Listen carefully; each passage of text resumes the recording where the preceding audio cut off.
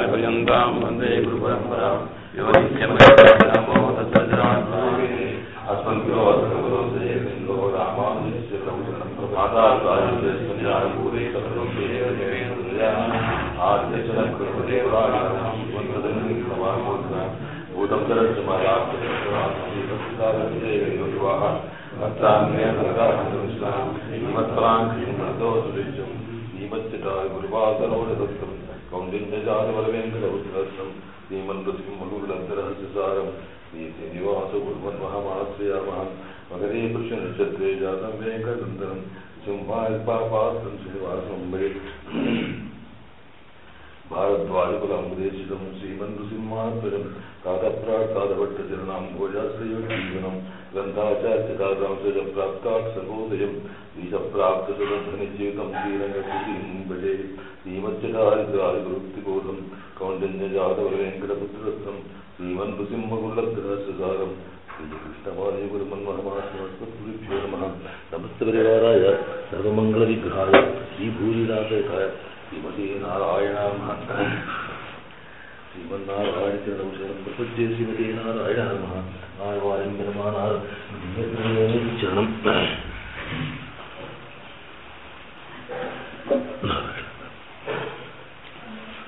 केशवाय नमः। ओं नारायणाय नमः। ओं माधवाय नमः। ओं गोविन्दाय नमः। ओं विष्णवे नमः। ओं मधुसूदनाय नमः। ओं त्रिविक्रमाय नमः। ओं नारभाव श्रीधराय नमः। ऋषिकेशाय नमः। పద్మనాభాయ పుస్తకాన్ని మెడల వేసేదైనా పుస్తకాలు చూపించేయాలి. ముందు పెరుమాణ సమర్పిస్తుంది తర్వాత మనకి సమస్త పరివారాయ సర్వమంగళ విగ్రహాయ శ్రీపూర్ణిరథాయ శ్రీమతే నారాయణాయ నమః. హరి ఓం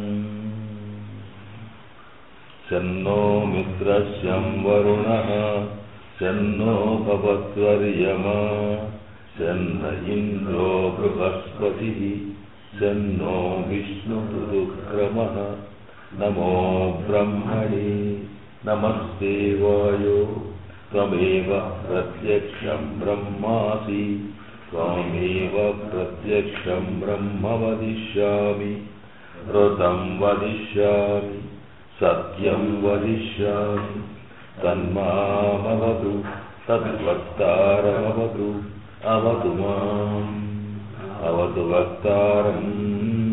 ॐ शान्ति शान्ति शान्ति. हरि ओम्.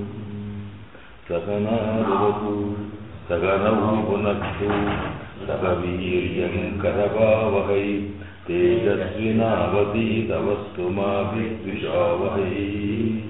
ओम शांति शांति शांति. हरि ओम. अस्मद्गुरुभ्यो नमः. लोकगुरुं गुरुभिः सह पूर्वै कूरुकुलोत्तमदासमुदारं श्रीनगपत्यभिरामगुणेशं दीप्रजां गुरुं चिरजेहं लोकाचार्याय गुरवे कृष्णपादस्वसूनवे संसारदोषन्तस्तजीवजीवातवे नमः.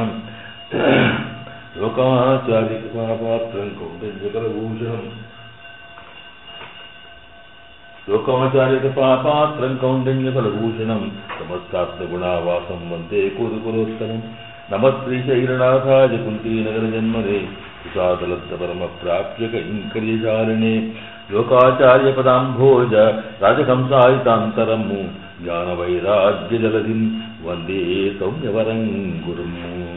श्रीशैलेर्दयापात्रं दीपच्चारुगुणान्नवं यतीन्द्रप्रवणं वन्दे गन्धजामतरं मुनिं. पिल्ललोकाचार्य दिव्यतिरुवडिகளே ஆழ்வார் எம்பெருமானார்ஜிய திருவடிகளே சரணம். சமஸ்த பரிவாராய சர்வதிவ்யமங்கள விக்கிரகாய ஸ்ரீபூரிராசேதாய ஸ்ரீமதே நாராயணாய நமः. ஸ்ரீயப்பதியாயி ஸ்ரீவைகுண்டநிகேதனாயி திவ்யமுக்தானுபாவ்யனாயி நிரதிசய ஆனந்தயுக்தனாயி இருக்கிற சர்வேஸ்வரன்.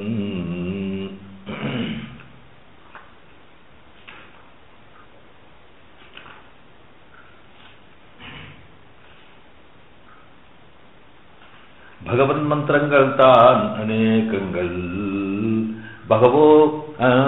భగవోనుపకల్యాణ గుణాః పుత్రస్య సంతి తే తపానంత గుణస్యాపి పరే గుణాః ఇత్యాది చొల్లహిరపడియే భగవద్గుణంగలము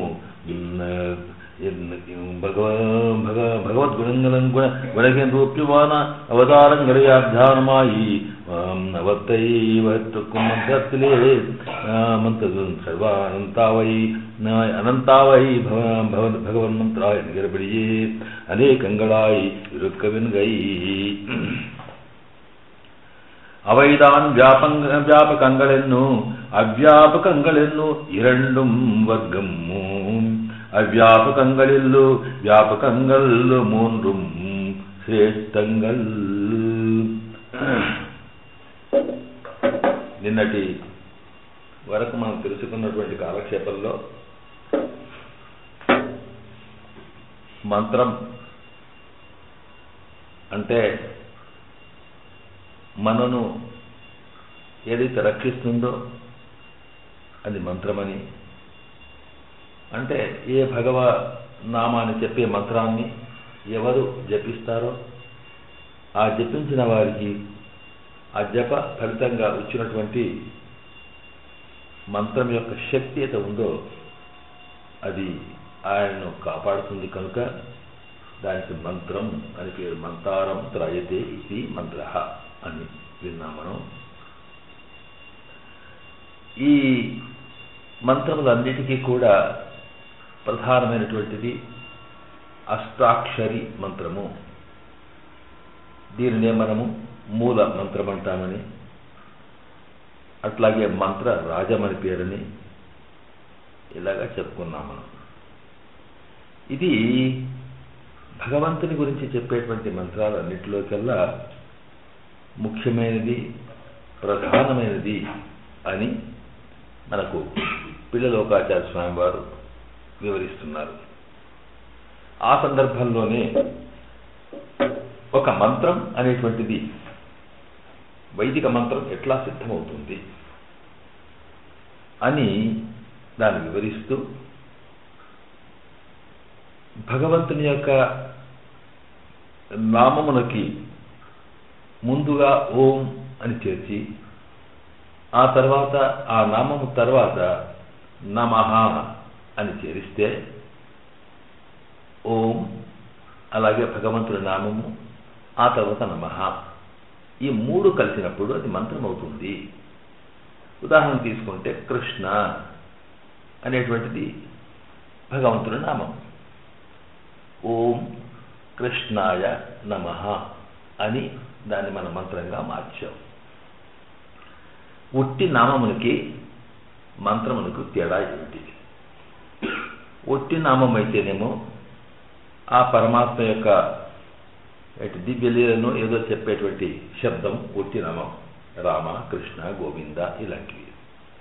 కానీ ఆ నామమునికి ముందు వెనుక ఓం నమః చేర్చడము, ఆ నామమునికి చతుర్థి విభక్తి అనేది ఒకటి ఉంటుంది. చతుర్థి విభక్తి అంటే కొరకు అనే మాట. మనకు 7 విభక్తులు ఉన్నాయి కదా, ప్రథమ విభక్తి, ద్వితీయ విభక్తి అని ఇలాగా. అంటే ఆ శబ్దం ఎవరు, ఏమిటి, ఎందుకు, ఎవరి కోసం ఇలా చెప్పేటువంటి వాటిని విభక్తులు అంటాం మనం. కనుక ఇందులో 4వది చతుర్థి విభక్తి అనేది కొరకు, ఎవరి కొరకు అనేది. ఇది ఎందుకు చెప్తామంటే మనకు వ్యాకరణ శాస్త్రంలో ఒక మాట ఉన్నది, తాదర్థ్యే చతుర్థి అని. తాద్ అర్థి అంటే తత్ అంటే అతడు, అర్థం కొరకు. తాదర్థి అంటే అతని కొరకు అని చెప్పేటప్పుడు చతుర్థి చెప్పాలి. అతని కొరకు అంటే ఇది నాకు కాదు, ఇంకెవరికి కాదు, ఈయన కొరకు మాత్రమే అని చెప్పేటప్పుడే ఇది చతుర్థి విభక్తి యొక్క అర్థం వస్తుంది. వేద శబ్దానికి వ్యాకరణంకు ద్వారా అర్థం చెప్పాలంటే అర్థం ఇది. సూత్రాలన్నీ ఒక్కొక్క మాట నిలదీసి చెప్తాయి. ఈ మాట అంటే, ఈ అక్షరం అంటే దీని అర్థం ఏంటి సరే. కనుక తాదర్థ్యే చతుర్థి అన్నట్టుగా ఇందులో ఆయన కొరకు అని. అదే ఇప్పుడు ఓం నారాయణ మీద కృష్ణాయ నమః అన్నాం అనుకోండి, కృష్ణ అయ, సంస్కృతంలో కొరకు అంటే అయ అంది. కృష్ణ ప్లస్ అయ కలిస్తే కృష్ణాయ, రామ అయ రామాయ. ఇది ఆ శబ్దాన్ని బట్టి చతుర్థి మారుతుంది. ఇప్పుడు హరి అని శబ్దం ఉందనుకోండి, దానికి యా ఏ హరయే అని మారుతుంది. అలాగా శంభు శంభవే అని, ఇలా అంటే ఏమిటి, అయా అనేది అన్నిటికీ ఉండదు, అకారాంత శబ్దములకు మాత్రమే అయా అని ఉంటుంది. ఇక నేను అందులోకి వెళ్లకుండా, అంటే మీకు మన వేరే నామాలు తీసుకున్నప్పుడు మనకి అన్నిటికీ అయా లేదు కదా అని అనిపిస్తుంది మనకి. అట్లా కాకుండా దాని చతుర్థి విభక్తి ఆ శబ్దమునికి ఏది ఉంటుందో ఆ చతుర్థి విభక్తితో కూడుకుని ఉన్న శబ్దానికి ఓం నమః చేరిస్తే ఇది మంత్రం అవుతుంది అని చెప్పారు ఇక్కడ. సరే, ఇది బాగా ఉంది. భగవంతుని యొక్క నామమునకి ఓం నమః చేర్చడంలో మంత్రం ఏంటి వాస్తవమే. అసలు ఈ భగవన్ నామం అంటే ఏమిటి? ఇక్కడ ఎందుకొరకంటే అమం అంటే పాపం అన్నమాట, నా అంటే లేదు అన్నమాట. ఏది తీసుకుంటే మనకు పాప నివృత్తి అవుతుందో దానికి నామము అని పేరు. అసలు పాపం అంటే ఏమిటి? మళ్ళీ అక్కడికి వెళ్తే ఇది ఈ శాస్త్రం ఎటువంటిదంటే ఈ కుంభం చాకుమని పరిగెత్తునే ఉంటాం మనం.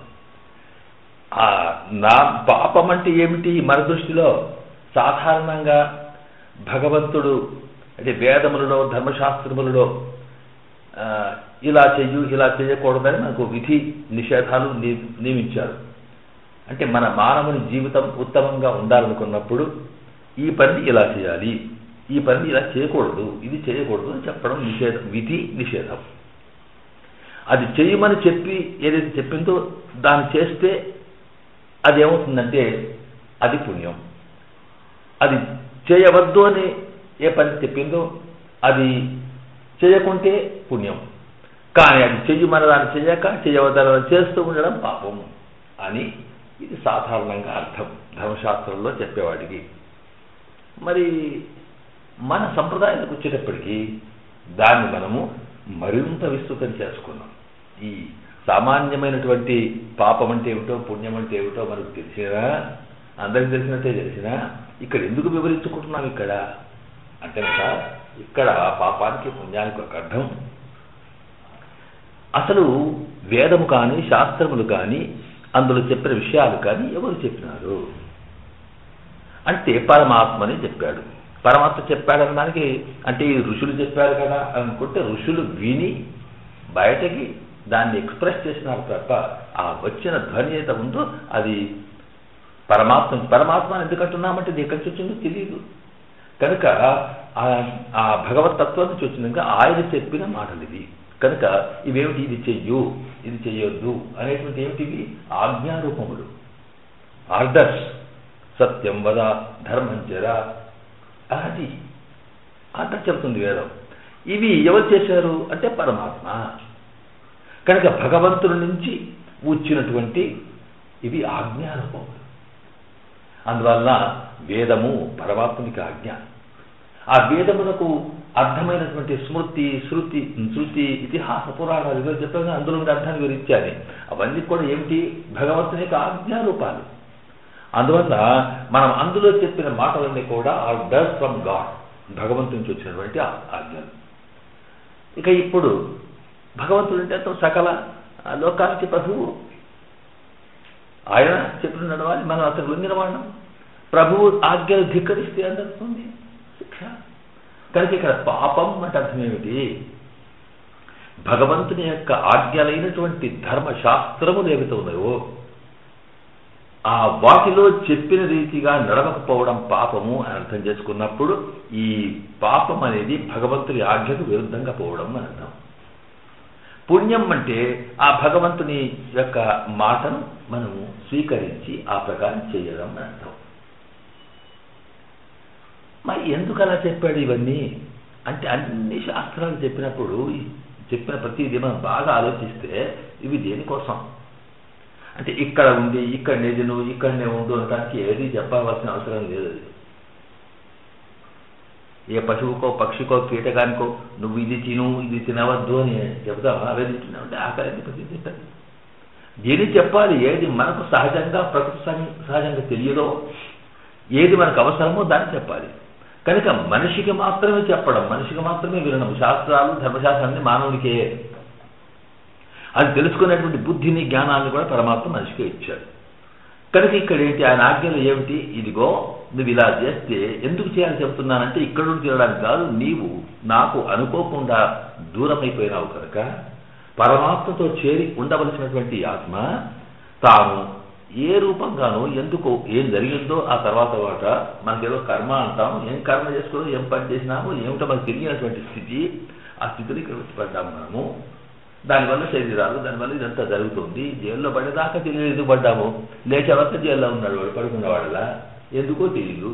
కనుక అట్లాగే ఈ ప్రపంచంలో పడ్డాం కనుక వీటి నుంచి దూరం కావాలి.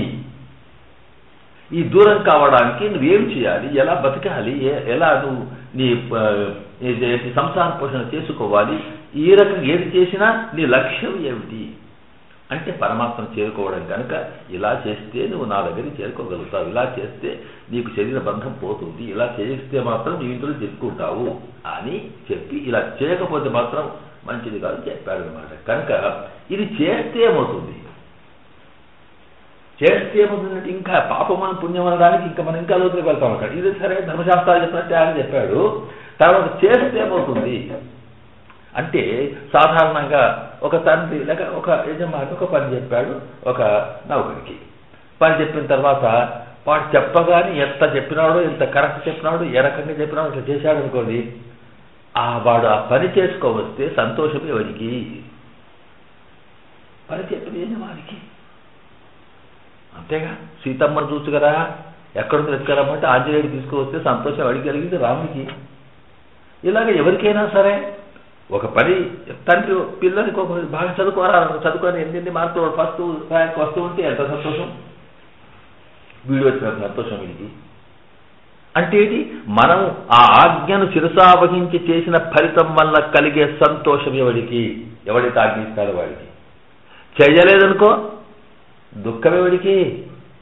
ఎవడితే ఆజ్ఞిస్తాడో వాడికి. అది మార్కులు రాలేదు, తక్కువ మార్కులు వచ్చినాయి, అది సెకండ్ ర్యాంక్ వచ్చినా ఫస్ట్ ఇంకోటి వస్తే చదువుకో వాడికి. కారణం ఆజ్ఞించిన వాడికి. అందువల్ల ఇక్కడేంటి, మనము ఏ కర్మ చేసినప్పటికీ కూడా దాని ఫలితం వల్ల పరమాత్మకు ఆనందం కలిగితే అది పుణ్యం, దానివల్ల పరమాత్మకు బాధ కలిగితే అది పాపం. అంతే.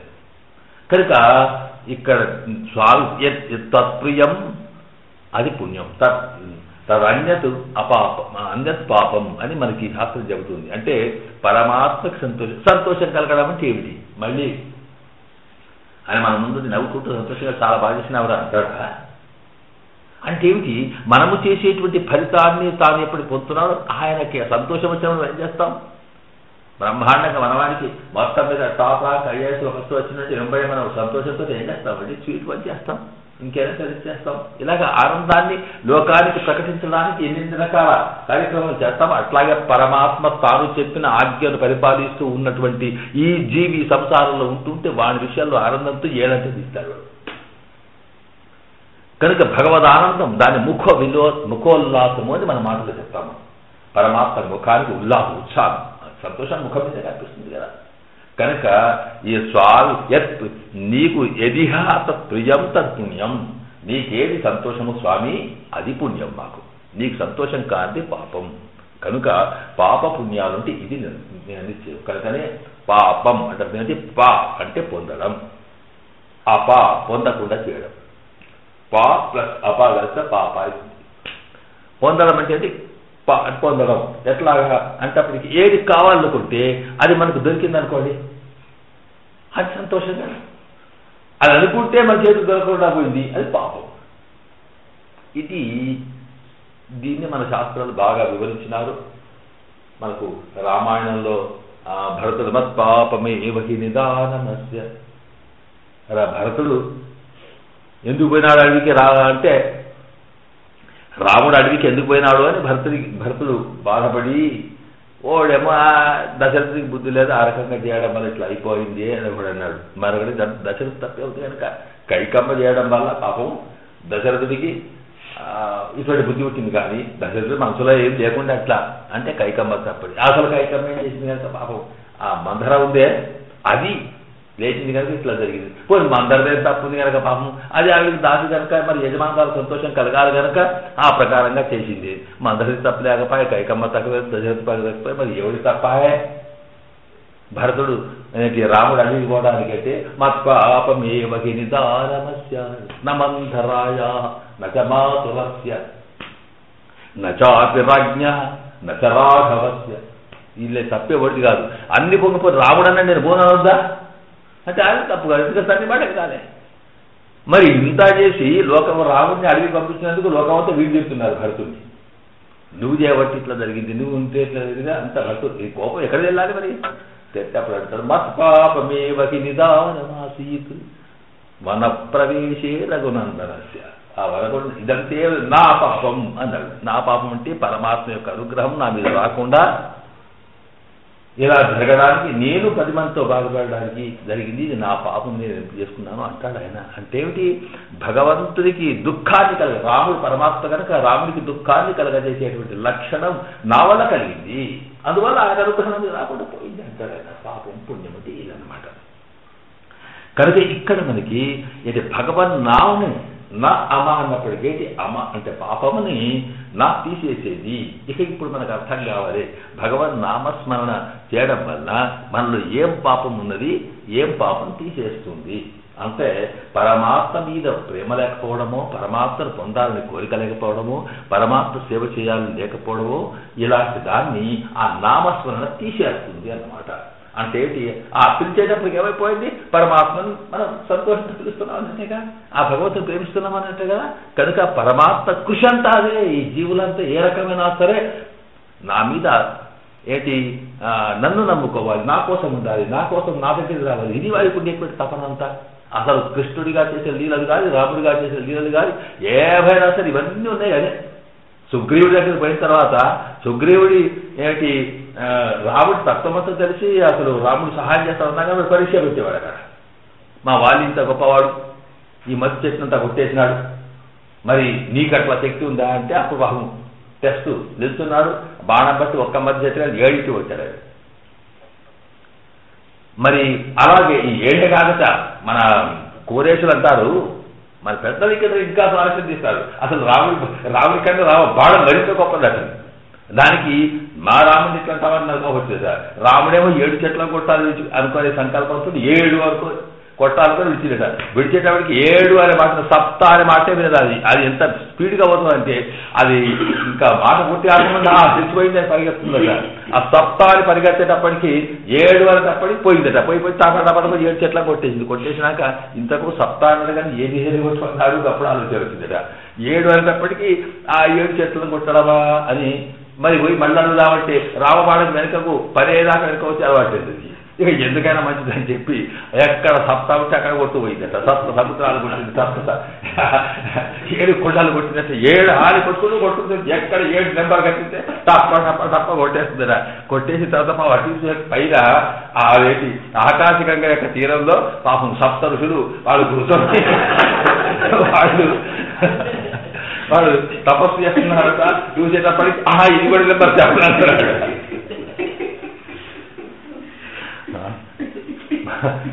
ఇది మన పూర్వాచార్యులు అంటే ఆ వైభవాన్ని అనిపించడానికి అటువంటి శక్తి కలిగినటువంటి రాముణ్ణి నువ్వు ఇది కొట్టి చూడన్నాడు. వాడు పాపం కొట్టాడు. ఆయన దుందుబిని బ్రహ్మాండంగా మహాకావ్యుడు కనుక ఆ దుందుబిని చంపాడంటే ఇదిగో ఇక్కడ ఉంది, దీన్ని తని చూడంటే వాడు అంకుల్ దగ్గరైన ఒక్కసారి కాలుతో తని పడేసాడు. తని పడేస్తే సంతోషపడాలన్నా వాడికి మళ్ళీ జన్మాలి. వాడి బతికినప్పుడు దొడ్డు ఉండేది బాగా 8 ఏళ్ళ నుంచి గింతలు కవునారు కొట్టి మరి వాడిని కొట్టడా లేదా అని. ఏమిటిది పరీక్ష? పరమాత్మకు విశ్వాసం లేక వాడి సహాయం మనకు కావాలి, వాడు తప్ప మనకు అట్లా లేదని మనకు తెలుసు, అయినా మనకు నమ్మకం తక్కువ. అందువల్ల సుగ్రీవుడికే పాప అందుకు కూడా సిద్ధమైనది. ఎందుకు అంటే సుగ్రీవుడు తనను విశ్వసించాలి.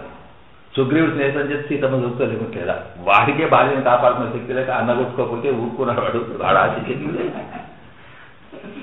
ఆ సుగ్రీవుడి కార్యం చేయడానికి దిగి వచ్చినాడు ఆయన అంతే. ఇది పరమాత్మతత్వం. కనుక అట్లాగా ఆ భగవతత్వ పరమాత్మ మనకి ఏది కావాలన్నా ఏది తీసాలి ఇలాంటి లీలలన్నింటినీ కూడా చెప్తున్నాం కనుకనే మనకి ఈ లోకంలో ఉండే మనము పరమాత్మకు దూరమైతే ఆ పరమాత్మకు దగ్గర కావడం కోసం ఇవన్నిటిని మనకుండే భగవంతుని పొందకుండా అడ్డగించేటువంటి మన మనస్తత్వాన్ని దూరం చేసేటువంటి లక్షణం భగవన్నామం అని చెబుతూ ఇక్కడ ఈ భగవన్నామంలో మరి ఎన్ని రకాల ఉన్నాయో చెబుతూ పరమాత్మక నామములు అనంతావై ఎన్నున్నాయో పేర్లు అని చెప్పుకుంటూ మనం విన్నామే.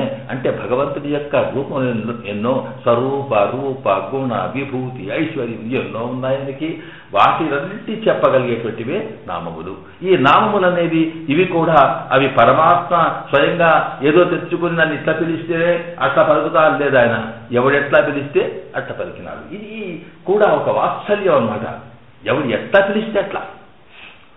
సాధారణంగా స్వామి అఖిలాంతకోటి బ్రహ్మాండనాయక సర్వేశ్వర ఆయన సప్తగివాస అని వేడుకున్నవాడా అనేటప్పుడు గో బ్రహ్మాండంగా ఆపద నొక్కువాడా అని ఎట్లా పిలుస్తాడు. ఎక్కడ పడితే మనం ఒక్క పేరు తప్ప మరో పేరు పెట్టి నన్ను ఇట్లా పెడతావా అంటాం మనం. అలాంటిది నీకు ఎట్లా పిలిచినా సరే నన్ను పిలుచుడు ముఖ్యం. అందువల్ల దానివల్ల ఎన్ని రకాల నామములు అయిపోయినాయి. కనుక భగవన్నామంగల్ అనేకంగల్ ఒకట. ఈ పరమాత్మ యొక్క అయితే ఋషులు ఎందుకు పేరు పెట్టారో మనం విన్నాం. అంటే ఏమిటి, భగవంతుని సాక్షాత్కారం చేసుకున్నటువంటి స్థితి వచ్చినప్పుడు అప్పుడు ఆయన ఎవరికి ఏ రూపంలో ఏ కనిపిస్తే ఏ లక్షణం కనిపిస్తే దాన్ని సంస్కృతం వారు తెలిసిన వాడు సంస్కృత దైవ భాష కనుక అందులోనే పైకి చెప్పారు, ఓహో ఇది ఇటువంటి వాడు ఇటువంటి వాడని అని చెప్పడం వల్ల యాని నామాని గౌణాన్ని విఖ్యాతాన్ని మహాత్మన ఋషిభి పరిగీతాన్ని ఋషులు చెప్పినటువంటి మాటలు కనుక అవన్నీ మంత్రాలు అవన్నీ తయారయ్యే మాటలు. ఈ మాటల్లో ఏముంటుంది సబ్జెక్టు అలా ఉండే విశేషం ఏంటి అంటే ఆ మాటలు స్వామి యొక్క స్వరూపానికి సంబంధించిన మాటలు కొన్ని, రూపానికి సంబంధించిన మాటలు కొన్ని, గుణానికి సంబంధించిన మాటలు కొన్ని, చేష్టలు అంటే లీలలకు సంబంధించిన యాక్టివిటీస్ వాటికి సంబంధించిన మాటలు కొన్ని, ఇవన్నీ కలిపి మాటలు. ఆయన గోవర్ధన పర్వతాన్ని ఎత్తాడు, గోవులందరికీ రచించాడు, గోవింద అని పేరు. ఇలాగా ఒక్కొక్క దాన్ని పెట్టి ఒక్కొక్క పేరు. మురారి అని రాసిన మురుడు అని రాసిన మురారి అని పేరు. ఇలాగా చేష్టలను బట్టి కొన్ని పేర్లు, గుణాన్ని పెట్టి నల్లగా ఉన్నాడు కనుక ఏదో మరొక పేరు, నీలరేఖ శ్యాముడు అని పేరు. అట్లాగా ఆయన గుణం చాలా వాత్సల్యపూర్ణ దయగలవాడు కనుక ఆయన గురించి కరుణానిధి అని పేరు. ఇలాగా రకరకాల పేర్లు పెట్టారు. పెడితే ఏ పేరైనా సరే అది నామం కనుక ఈ నామం ఒట్టి వ్యక్తుల అయితేనే పేర్లు, పరమాత్మ అయితేనే నామం. ఎందుకు భగవంతుడికి నామం అంటాం, మనకెందుకు మరి పరమాత్మకి పేరు అంటామని ఇప్పుడు మనకు తెలిసిపోవాలి. ఎందుకంటే అమ్మమ్మ అంటే పాపమును మనలో ఉండే దోషములు భగవంతుడిని పొందకుండా పరమాత్మకు మన మనస్సు కలగకుండా ఏ ఏ పరిస్థితులు అవి కామ క్రోధ లోభ మోహ మద మాత్సర్య అహంకారం ఏవైనా సరే చివరికి ఏ రకమైనటువంటి అయినా సరే అవన్నిటిని మన మనసులో పెట్టుకొని అవి భగవంతుని వైపు వెళ్లకుండా చేస్తే వాటినన్నిటినీ తొలగించేటువంటి శబ్దము కనుక దానికి నామం అని పేరు. మరి ఎవడో పేరు పిలుచుకుంటే ఏమవుతుంది, అనిల్ సునీల్ లేదు ఆ పేరు పెట్టి పిలిచాలనుకోండి, అది మళ్ళీ ఉన్న పాపం ఇంకా దానికి యాడ్ అవుతుంది కానీ పోయేది కాదు. కనుక అది ఒట్టి పేరు, ఇదేమో నామం. ఇది బాగా మనం గుర్తుంచుకోవాలి. అందులో భగవంతునికి నామం అనేది ముఖ్యమంటారు.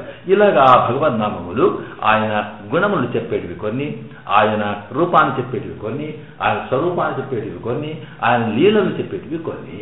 ఇలా ఎన్నో ఉంటే మరి ఈ నామముతోటి మనం మంత్రం చేస్తున్నాం కదా, ఏ నామం తీసుకుంటే మంత్రం అన్నప్పుడు నువ్వు ఏ నామం తీసుకో అదొక మంత్రం అవుతుంది. ఆ మంత్రం వల్ల నీకేం ఫలితం కలుగుతుంది, ఆ నామములో ఉండే అర్థం ఏదైతే ఉన్నదో ఏ అర్థం ఏ శక్తి అయితే ఉంటుందో అది నీకు కలుగుతుంది. కనుక ఇప్పుడు మురాంతకాయ నమః అన్నాడు అనుకోండి, ఆ మురుడు అనే శత్రువుడు చంపినవాడు అని దాన్ని ఊరికి జపం చేస్తే మీలో ఎలాంటి శక్తి వస్తుందంటే మీకున్న శత్రుత్వం ఎవరు ఉంటే అన్నీ పోతాయి. ఇదంతే, ఇంకా మిగతాది మోక్షాలు పట్టుకోదు. అప్పుడు ఓం ముకుందాయ నమః అనాలి, ఇంకా మోక్షం ఇచ్చేవాడు. ఇలాగా శబ్దాలకు ఒక్కొక్క కార్యక్రమం చెబుతారనమాట. అయితే వీటిలో ఈ శబ్దాలన్నిటి కలిపి దాన్ని రెండు వర్గాలుగా చెప్తున్నారు. ఇక్కడ మంత్రాలు చేసే శబ్దాలు అవుతున్నాయో రెండు ఇక్కడ అవైదాం వ్యాపకంగలెన్నం అవ్యాపకంగలెన్నం ఈ రెండు వర్గం కనుక వాటిలో ఈ మొత్తం భగవన్ మంత్రులు అనేకం ఉన్నాయని చెప్పి అలాంటి అనేకమైన మంత్రాల్లో అవి రెండు రకాలు, కొన్ని వ్యాపకములని మరికొన్ని అవ్యాపకములని. ముందు మనకు టెక్నికల్ టర్మ్ ఒకటి ఊరికే నోటికి వస్తే అప్పుడు దాని అర్థం ఏమిటో స్పష్టంగా తెలుస్తుంది. కనుక వ్యాపక మంత్రం అవ్యాపక మంత్రం అని. అసలు వ్యాపకం అంటే ఏమిటి, అవ్యాపకం అంటే ఏమిటి? వ్యాపకము అంటే వ్యాపించినది, వ్యాపించిన తత్వాన్ని చెప్పేది. వ్యాపించడం అంటే తెలుసు అనుకుంటుంది. వ్యాపించడం అంటే స్ప్రెడింగ్, అంతటా గాలి అంతటా వ్యాపించింది, గ్యాస్ లీక్ అయినది అంతటా వ్యాపిస్తుంది. ఇది వ్యాపించడం అంటే ఎక్కడ మొత్తం చుట్టూ ఆవరించడం.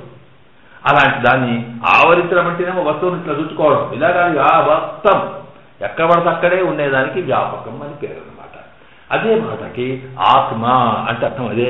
ఆ అంతటా తత వ్యాపించినది అంటే ఎవ్రీవేర్ స్ప్రెడ్ అంటే ఇక్కడ ఉంది అక్కడ లేదు కాదు. ఎందుకు చెప్పారే ఉండేటువంటి తత్వానికి వ్యాపకం అని పేరు.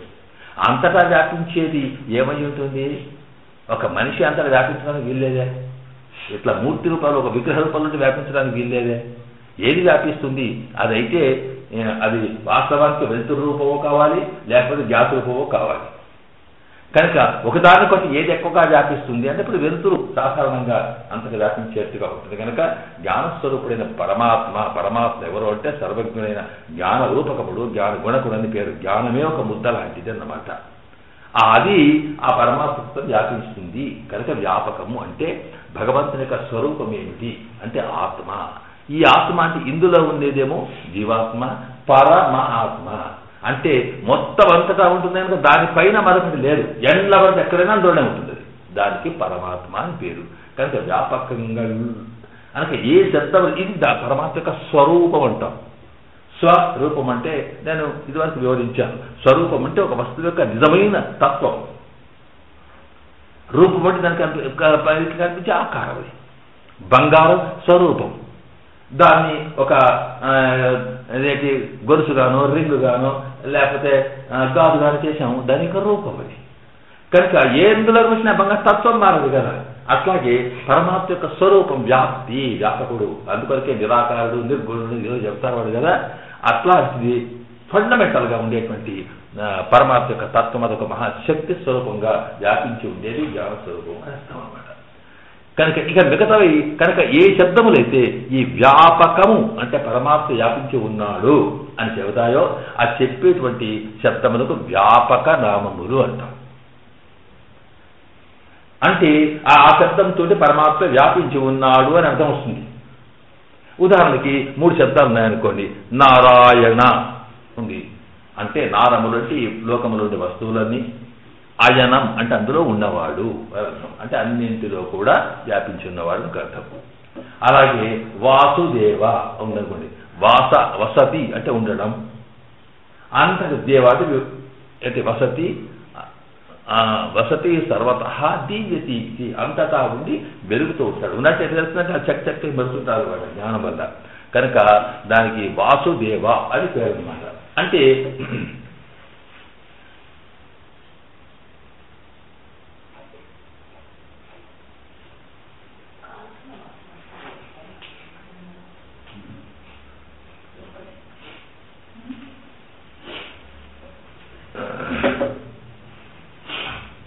వాసుదేవ అన్నప్పుడు అంటే ఏంటి?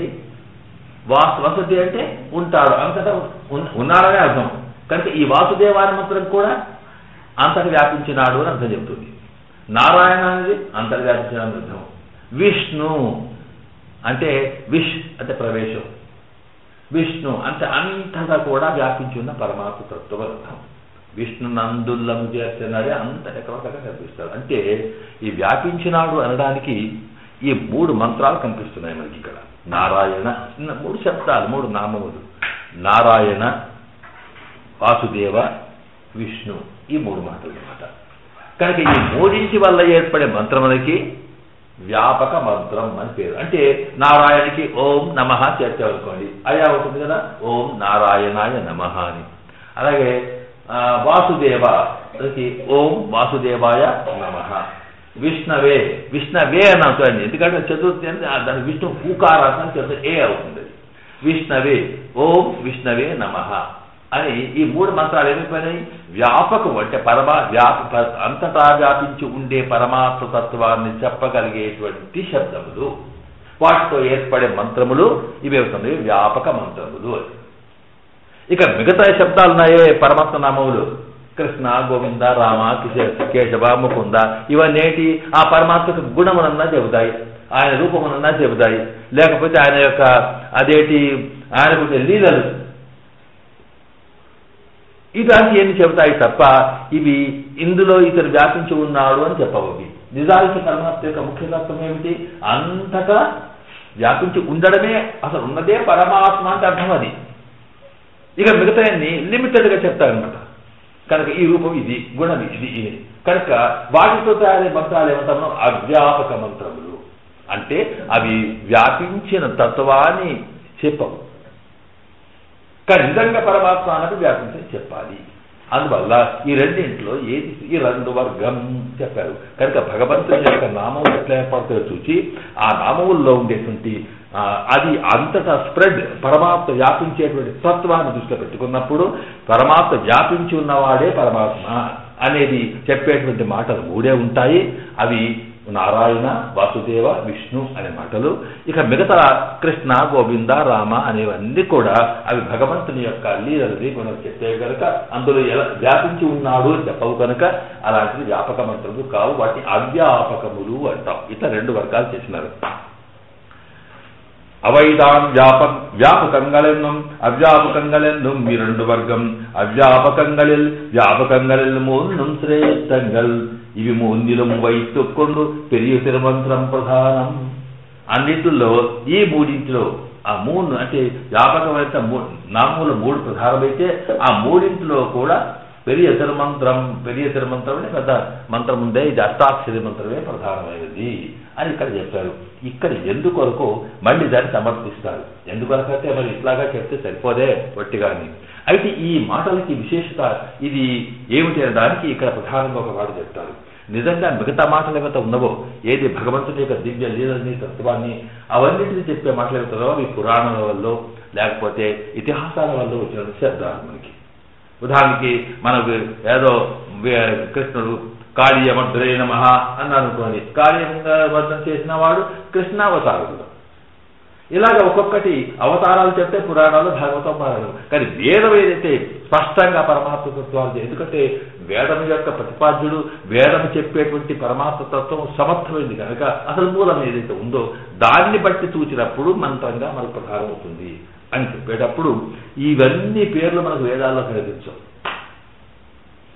వాటి అర్థాన్ని చెప్తున్నప్పుడు వీటిల్లో వచ్చినవే కానీ అవేంటంటే వేదములో ఉన్నటువంటి మంత్రం ఒకటే.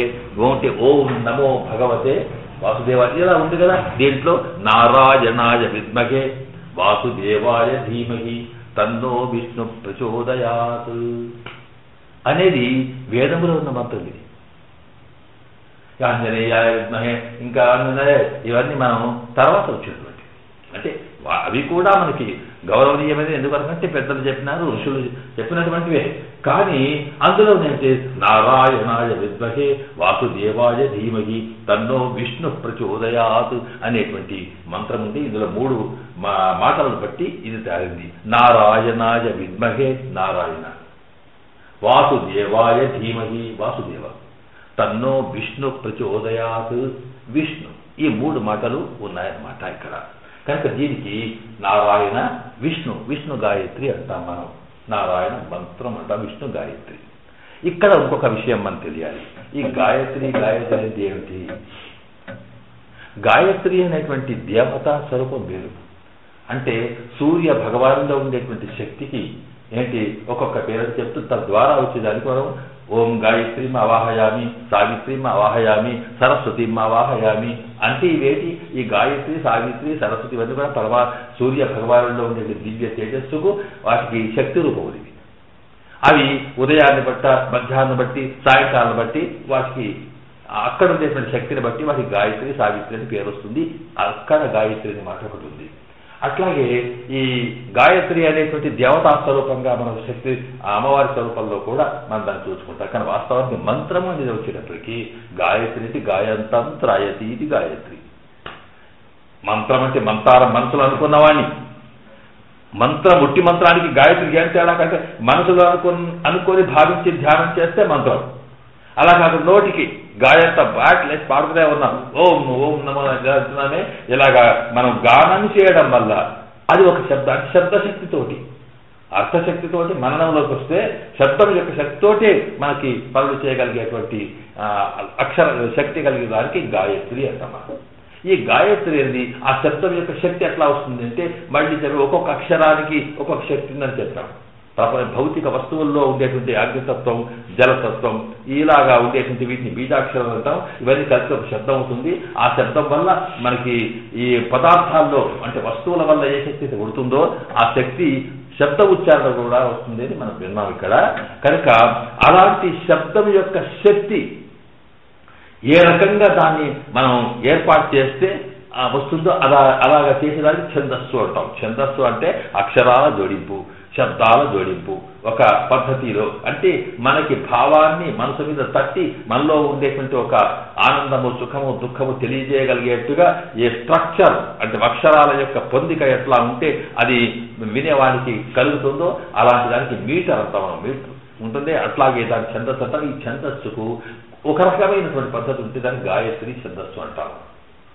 కనుక మంత్రం ఎప్పుడు కూడా ఛందవ రూపంలో ఉంటుంది కానీ గాయత్రి అంటే ఈ గాయత్రి కాదు ఇక్కడ.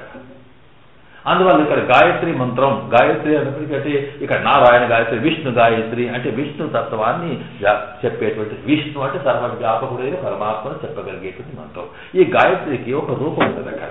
అంటే దాంట్లో ఆ శబ్దాలు కలపడంలో దాన్ని చేస్తూ ఏం చేయాలి, దాంట్లో తప్పనిసరిగా ధీమహి ప్రచోదయాత్ ఉండాలి. విద్మహే ధీమహి ప్రచోదయాత్. ఈ మూడు మాటలకి ఆ శబ్దం వెంబడి కలపాలి. అక్కడ కలిపితే ఈ మూడు కలిపితే అప్పుడు శబ్దం అది గాయత్రి అనే ఒక మీటర్ కిందికి, ఒక ఛందస్సు కిందికి వచ్చి అది మంత్రంగా తయారవుతుంది.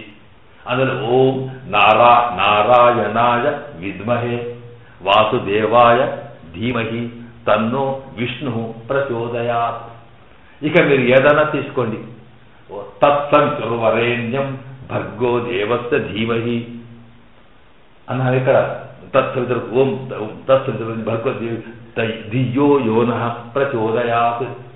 అంటే ఈ మూడు మాటలు లేకున్నా కానీ కనీసము అక్కడ ఏంటంటే ధీమహి ప్రచోదయాత్, ధీమహి విద్మహే ప్రచోదయాత్, విద్మహే ఇలాంటి ఆ మాటలు ఉండాలి. విద్మహే అంటే అర్థం ఏంటి, మేము ఉపాసిస్తున్నాము, ధ్యానం చేస్తున్నాము అని అర్థం. ధియో అక్కడైతే ఆ ధ్యానం వల్ల ఏమవుతుందంటే మనకి ఏం కావాలి, ప్రచోదయాత్ అంటే మనకి కలిపేయండి. ప్రచోదయ అంటే మనలో ప్రేరణ కలగచేయాలి, అంటే మనలో జనరేట్ చేయాలి అన్నమాట. ఇప్పుడు ఇది మనకి ఈ గాయత్రి మంత్రం, దాని గాయత్రి మంత్రం ఎందుకంటున్నాం అక్కడ, గాయత్రి మంత్రం అంటే ఈ ఛందస్సులో అవుతుంది కనుకండి. కనుక తత్సవితురు సత్సవితు వరేణ్యం భర్గ దేవస్య ధీమహి. అక్కడ సవితుడు అంటే సూర్యుడిలో ఉండేటువంటి దివ్య తేజస్వరూపంలో ఉండేటువంటి పరమాత్మను నేను ధీమహి ఉపాసన చేస్తున్నాను, సూర్య భగవానుని ఉపాసన చేస్తున్నాను. దానివల్ల నాకేం కావాలి అంటే ధీయో యో నహ. ధీ అంటే బుద్ధి. నాకు ఏదైతే బుద్ధి ఉంటుందో అంటే దేనివల్ల మంచి అన్ని విషయాలు తెలుస్తాయి. సూర్యుడి వెలుతురు కనుక చీకటి పోగొట్టి వెలుతురు వల్ల వస్తువులు కల్పింపచేసేటువంటి లక్షణం సూర్యుడిలో ఉంది. కనుక ఆ సూర్యుడిలో ఉండేటువంటి ఆ శక్తి అంటే జ్ఞానం మనకు ధీయో నా బుద్ధిని బాగా తాకతక్కంగా తయారు చేయగాక. ధీయోయో నహ ప్రచోదయ నహ. ఇప్పుడు ఒకటి ఏంటంటే మన ఆచార్యంలో మనకున్న సంస్కృతిలో ఏదైనా సరే మన వ్యక్తిగతంగా నాకు కావాలనే ప్రశ్న ఎక్కడలేదు. ఇది ఇండియన్ కల్చర్కి అంటే మనకుండే భారతీయ సంస్కృతి ముఖ్యం ఏంటంటే సర్వే జనా సుఖినో భవంతు. ఏదైనా చెయ్యి, నువ్వు మంత్రం చెయ్యి, తంత్రం చెయ్యి, పూజ చేసినాక స్వస్తి ప్రజాభ్య, పూజ చేసేది నువ్వు లోకా సమస్త సుఖినో భవంతు అంటే ఇదే అంటే భావన ముఖ్యం కనుక. అట్లాగే ఇక్కడ కూడా ఏం చేస్తుంది, ధీయో నహ అస్మాకం నహ అని. ఆ నహ అంటే మాకు అని అర్థం. మాకంటే మా అందరికీ అంటే వీడు ఒక్కడు సూర్య ఉపాసన చేసి తద్వారా వచ్చేటువంటి శక్తి ఏత ఉన్నదో ఆ శక్తిని పొంది ఆ శక్తి నాకే కాదు దీనివల్ల లోకమంతా ఉపయోగపడాలి అని అర్థం. ఎట్లా ఉపయోగపడుతుందంటే వీడి వల్ల వాడికి సప్లై అవుతుంది. వాటర్ ట్యాంక్ నుంచి ట్యాప్స్ ద్వారా అందరికీ వాటర్ వచ్చినట్టుగా అలాగే వీడియోలో వస్తుంది కదా, అది మా అందరికి ఉపయోగపడేట్టుగా వచ్చుగాక అనేది ఇది బ్రహ్మచారి అంటే మనం చేసేటువంటి గాయత్రి మంత్ర జపం. కనుకనే మనకి చదువు కన్నా ముందు, వేదాధ్యానం కన్నా ముందు ఉపనయనం చేసి గాయత్రి మంత్ర ఉపదేశం ఎందుకు చేస్తామంటే ఈ శక్తి వాడికి వస్తే ఇక దాని ద్వారా వాడు ఏదైనా సాధించగలుగుతాడు. ఇది సూర్యుడిలో ఉన్న శక్తి, ఇది గాయత్రి. ఇట్లాగా వేదములో అయితే ఇది కూడా అక్కడ మనకి వేదములో ఉన్న మంత్రం ఇష్టాస్తమితుల వారే ఎన్యం భర్గోదేవస్సు ధీమహి అనేటువంటిది దాని అర్థం వేరుగా అక్కడికి మొత్తానికి మనం అంటే ధీమహి ప్రచోదయ అనేది ఉంటే ఏమవుతుంది కనుక ఏ దేవతను ఉపాసిస్తే ఏ దేవతను ధ్యానం చేస్తే ఆ దేవతలో ఉండే శక్తి నాలో వచ్చి ఏ విషయాన్ని మనకి ఒక ప్రేరణ చేయాలో అది దాన్ని మాటి మాటికి ప్రాప్తించడం అనేది కనిపిస్తుంది కదా. అందువల్ల ఇక్కడ ఇదే నారాయణాయ విద్మహే వాసుదేవాయ ధీమహి తన్నో విష్ణు ప్రచోదయాత్. ఇక తర్వాత వచ్చినాక ఏమిటి దాశరథాయ విద్మహే, అది ఇక రామునికి సంబంధించినప్పుడు కానీ ఆంజనేయ ఓం మహాదేవ్యై విద్మహే విష్ణుపత్యై ధీమహి, ఇది మాత్రం అందులో ఉంది. ఏది ఉపనిషత్తులు, ఎందుకంటే విష్ణుపత్తిగా హీర్చితే లక్ష్మీ విష్ణుపత్ని ఉంది కనుక విష్ణుపత్తి మహాలక్ష్మి విష్ణుపత్యై తన్నో లక్ష్మీ ప్రచోదయాత్ మహాదేవ్యై విద్మహే విష్ణుపత్యై ధీమహి తన్నో లక్ష్మీ ప్రచోదయాత్. అంటే మనకేం కావాలి? లక్ష్మీ సంపత్తు రావాలి, శ్రీకారస్సు కావాలనుకున్నప్పుడు ఇది మనకు ఇది సందర్భం వచ్చింది కనుక దాన్ని మనం వివరించుకుంటున్నాం. అట్లాగే ఇక్కడ ఏంటంటే ఇక్కడ జ్ఞాపకం అనేటప్పటికీ ఈ విష్ణు గాయత్రి ఏదైతే ఉందో అది నారాయణ గాయత్రి విష్ణు గాయత్రి అంటామే, అది ఏం చెబుతుంది అంటే సర్వజ్ఞాపకుడైన పరమాత్మను నారాయణాయ విద్మహే అంటే సకల అంతటా కూడా వ్యాపించి ఉన్నటువంటి పరమాత్మను నేను ధ్యానం చేస్తున్నాను, ఉపాసిస్తున్నాను. ఉపాసన, ధ్యానం, భక్తి, ప్రేమ అన్నీ ఒకటే. మనకు ధ్యానం మనకు తెలుసుకోమంటే ధ్యానం, కాస్త టెక్నికల్ కావాలంటే ఉపాసన. విద్మహే విద్య అంటే అర్థం అదే. కనుక ఈ స్వామి నేను సకల వ్యాపకుడైన పరమాత్మ తత్వాన్ని నేను ఉపాసిస్తున్నాను. దాని వల్ల ఏంటి వాసుదేవాయ ధీమహి ఎలాగా ఉపాసిస్తానంటే నా మనసులో నా బుద్ధి అంతా కూడా సర్వవ్యాపకుడైన పరమాత్మనే దీన్ని నిండి ఉన్నాడు అని చెప్తూ అలాంటి విష్ణు ఎవరైతే ఉన్నారో ప్రచోదయ నాకు ఒక వ్యాప్తిని సకల అంటే అతనుడు అంతటా పరమాత్మ వ్యాపించి ఉన్నాడో వీడి కీర్తి, వీడి ప్రతిష్టలు, వీడి శక్తి, వీడి సర్వస్వం కూడా లోకమంతటి కూడా తెలిసిపోవాలి అనేటువంటి దృష్టితో ఇది ఇక్కడ మనకు ఉంటుంది. అన్నప్పుడు ఇక్కడ ఏమైంది? ఈ ఒకటే మాట వ్యాపించాలిగా నారాయణ అన్నా వ్యాపించమని, వాసుదేవ అన్నా వ్యాపించమని, విష్ణు అన్నా వ్యాపించమని అన్నప్పుడు పరమాత్మ యొక్క స్వరూపాన్ని చెప్పి ఈ 3 మాటలు ఉన్నాయి.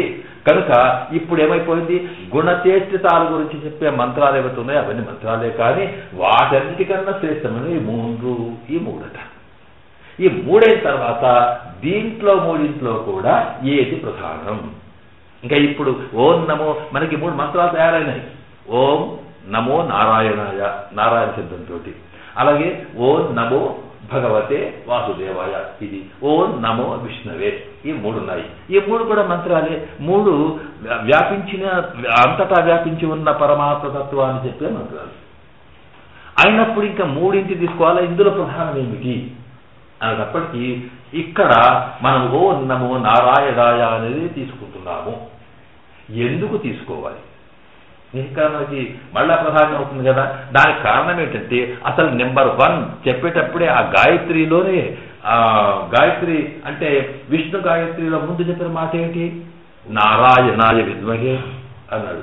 వాసుదేవాయ నెంబర్ 2, తన్నో విష్ణు ప్రచోదయాత్ అంటే ఆ వేదమే ముందు ఈ 3 మాటల్లో నారాయణ ముందు ఇచ్చింది కనుక ఆ దృష్టితో వచ్చినప్పుడైనా ఇది ఆ రెంటికన్నా కూడా ముఖ్యమైంది అని మనకు స్పష్టంగా తెలుస్తుంది. అంతేకాదు అంటూ దానికి మరికొన్ని లక్షణాలు చెప్తున్నారు.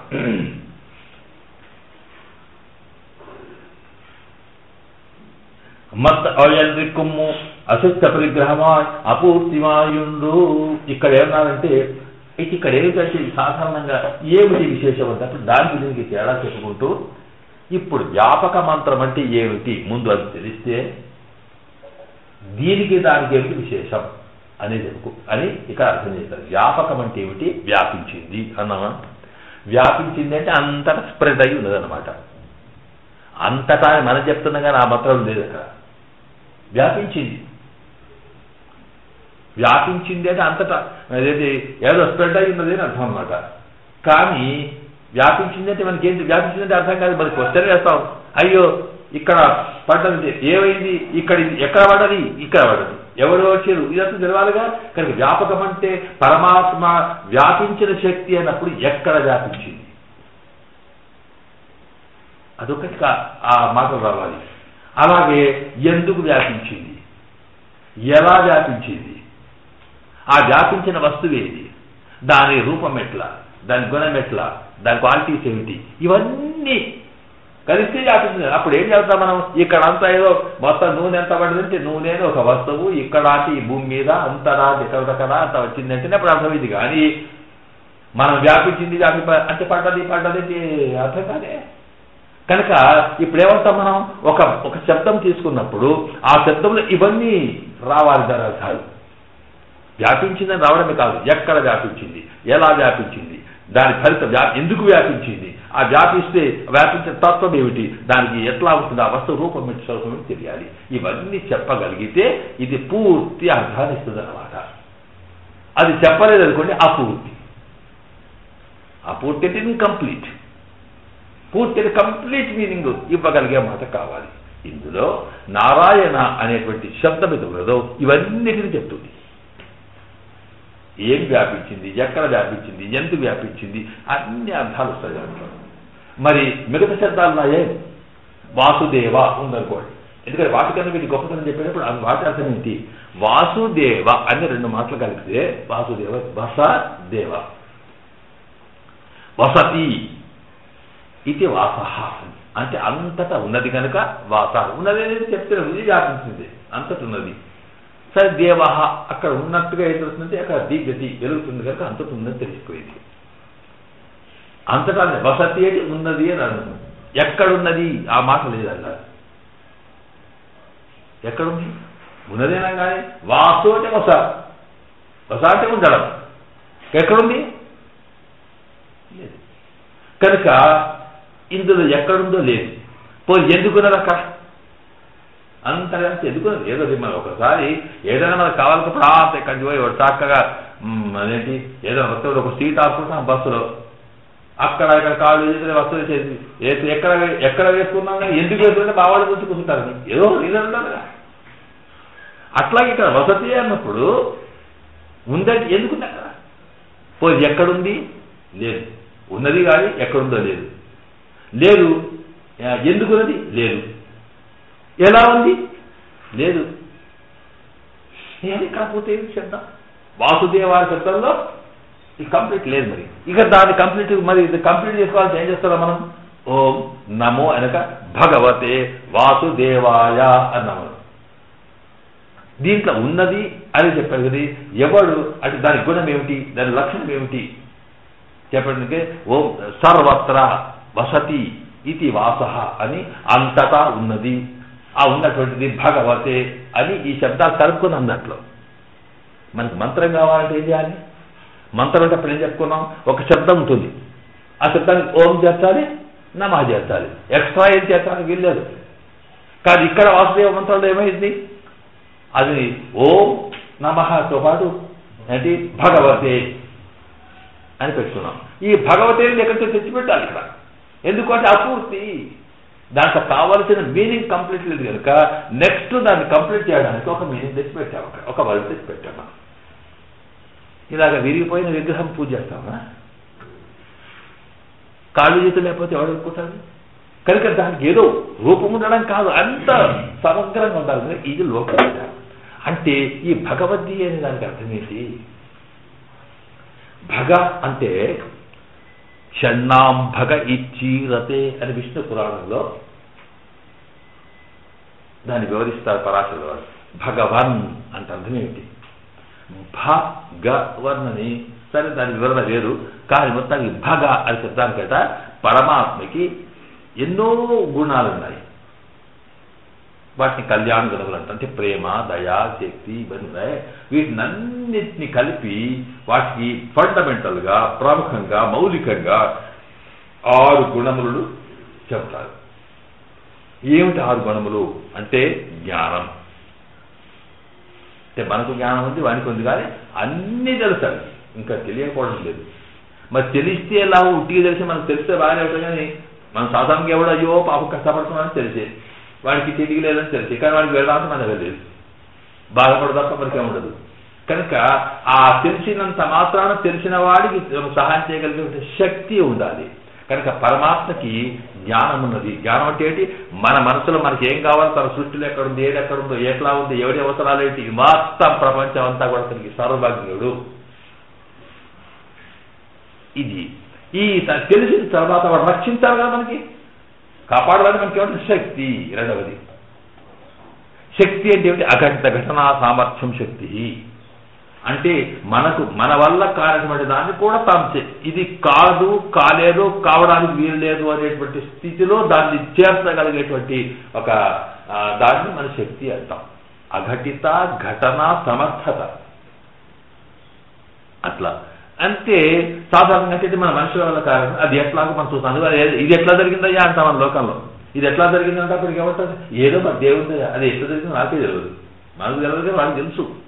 ఇలాగా సామాన్యమైనటువంటి మానవులు కూడా చేయలేనటువంటిది, దేవతలు చేయలేనటువంటిది, అలాంటి చేయగలిగేటువంటి ఒక శక్తి వాళ్ళ దగ్గర ఉంది.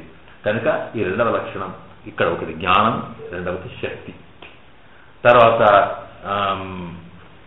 ఐశ్వర్యం, ఈశ్వరత్వం.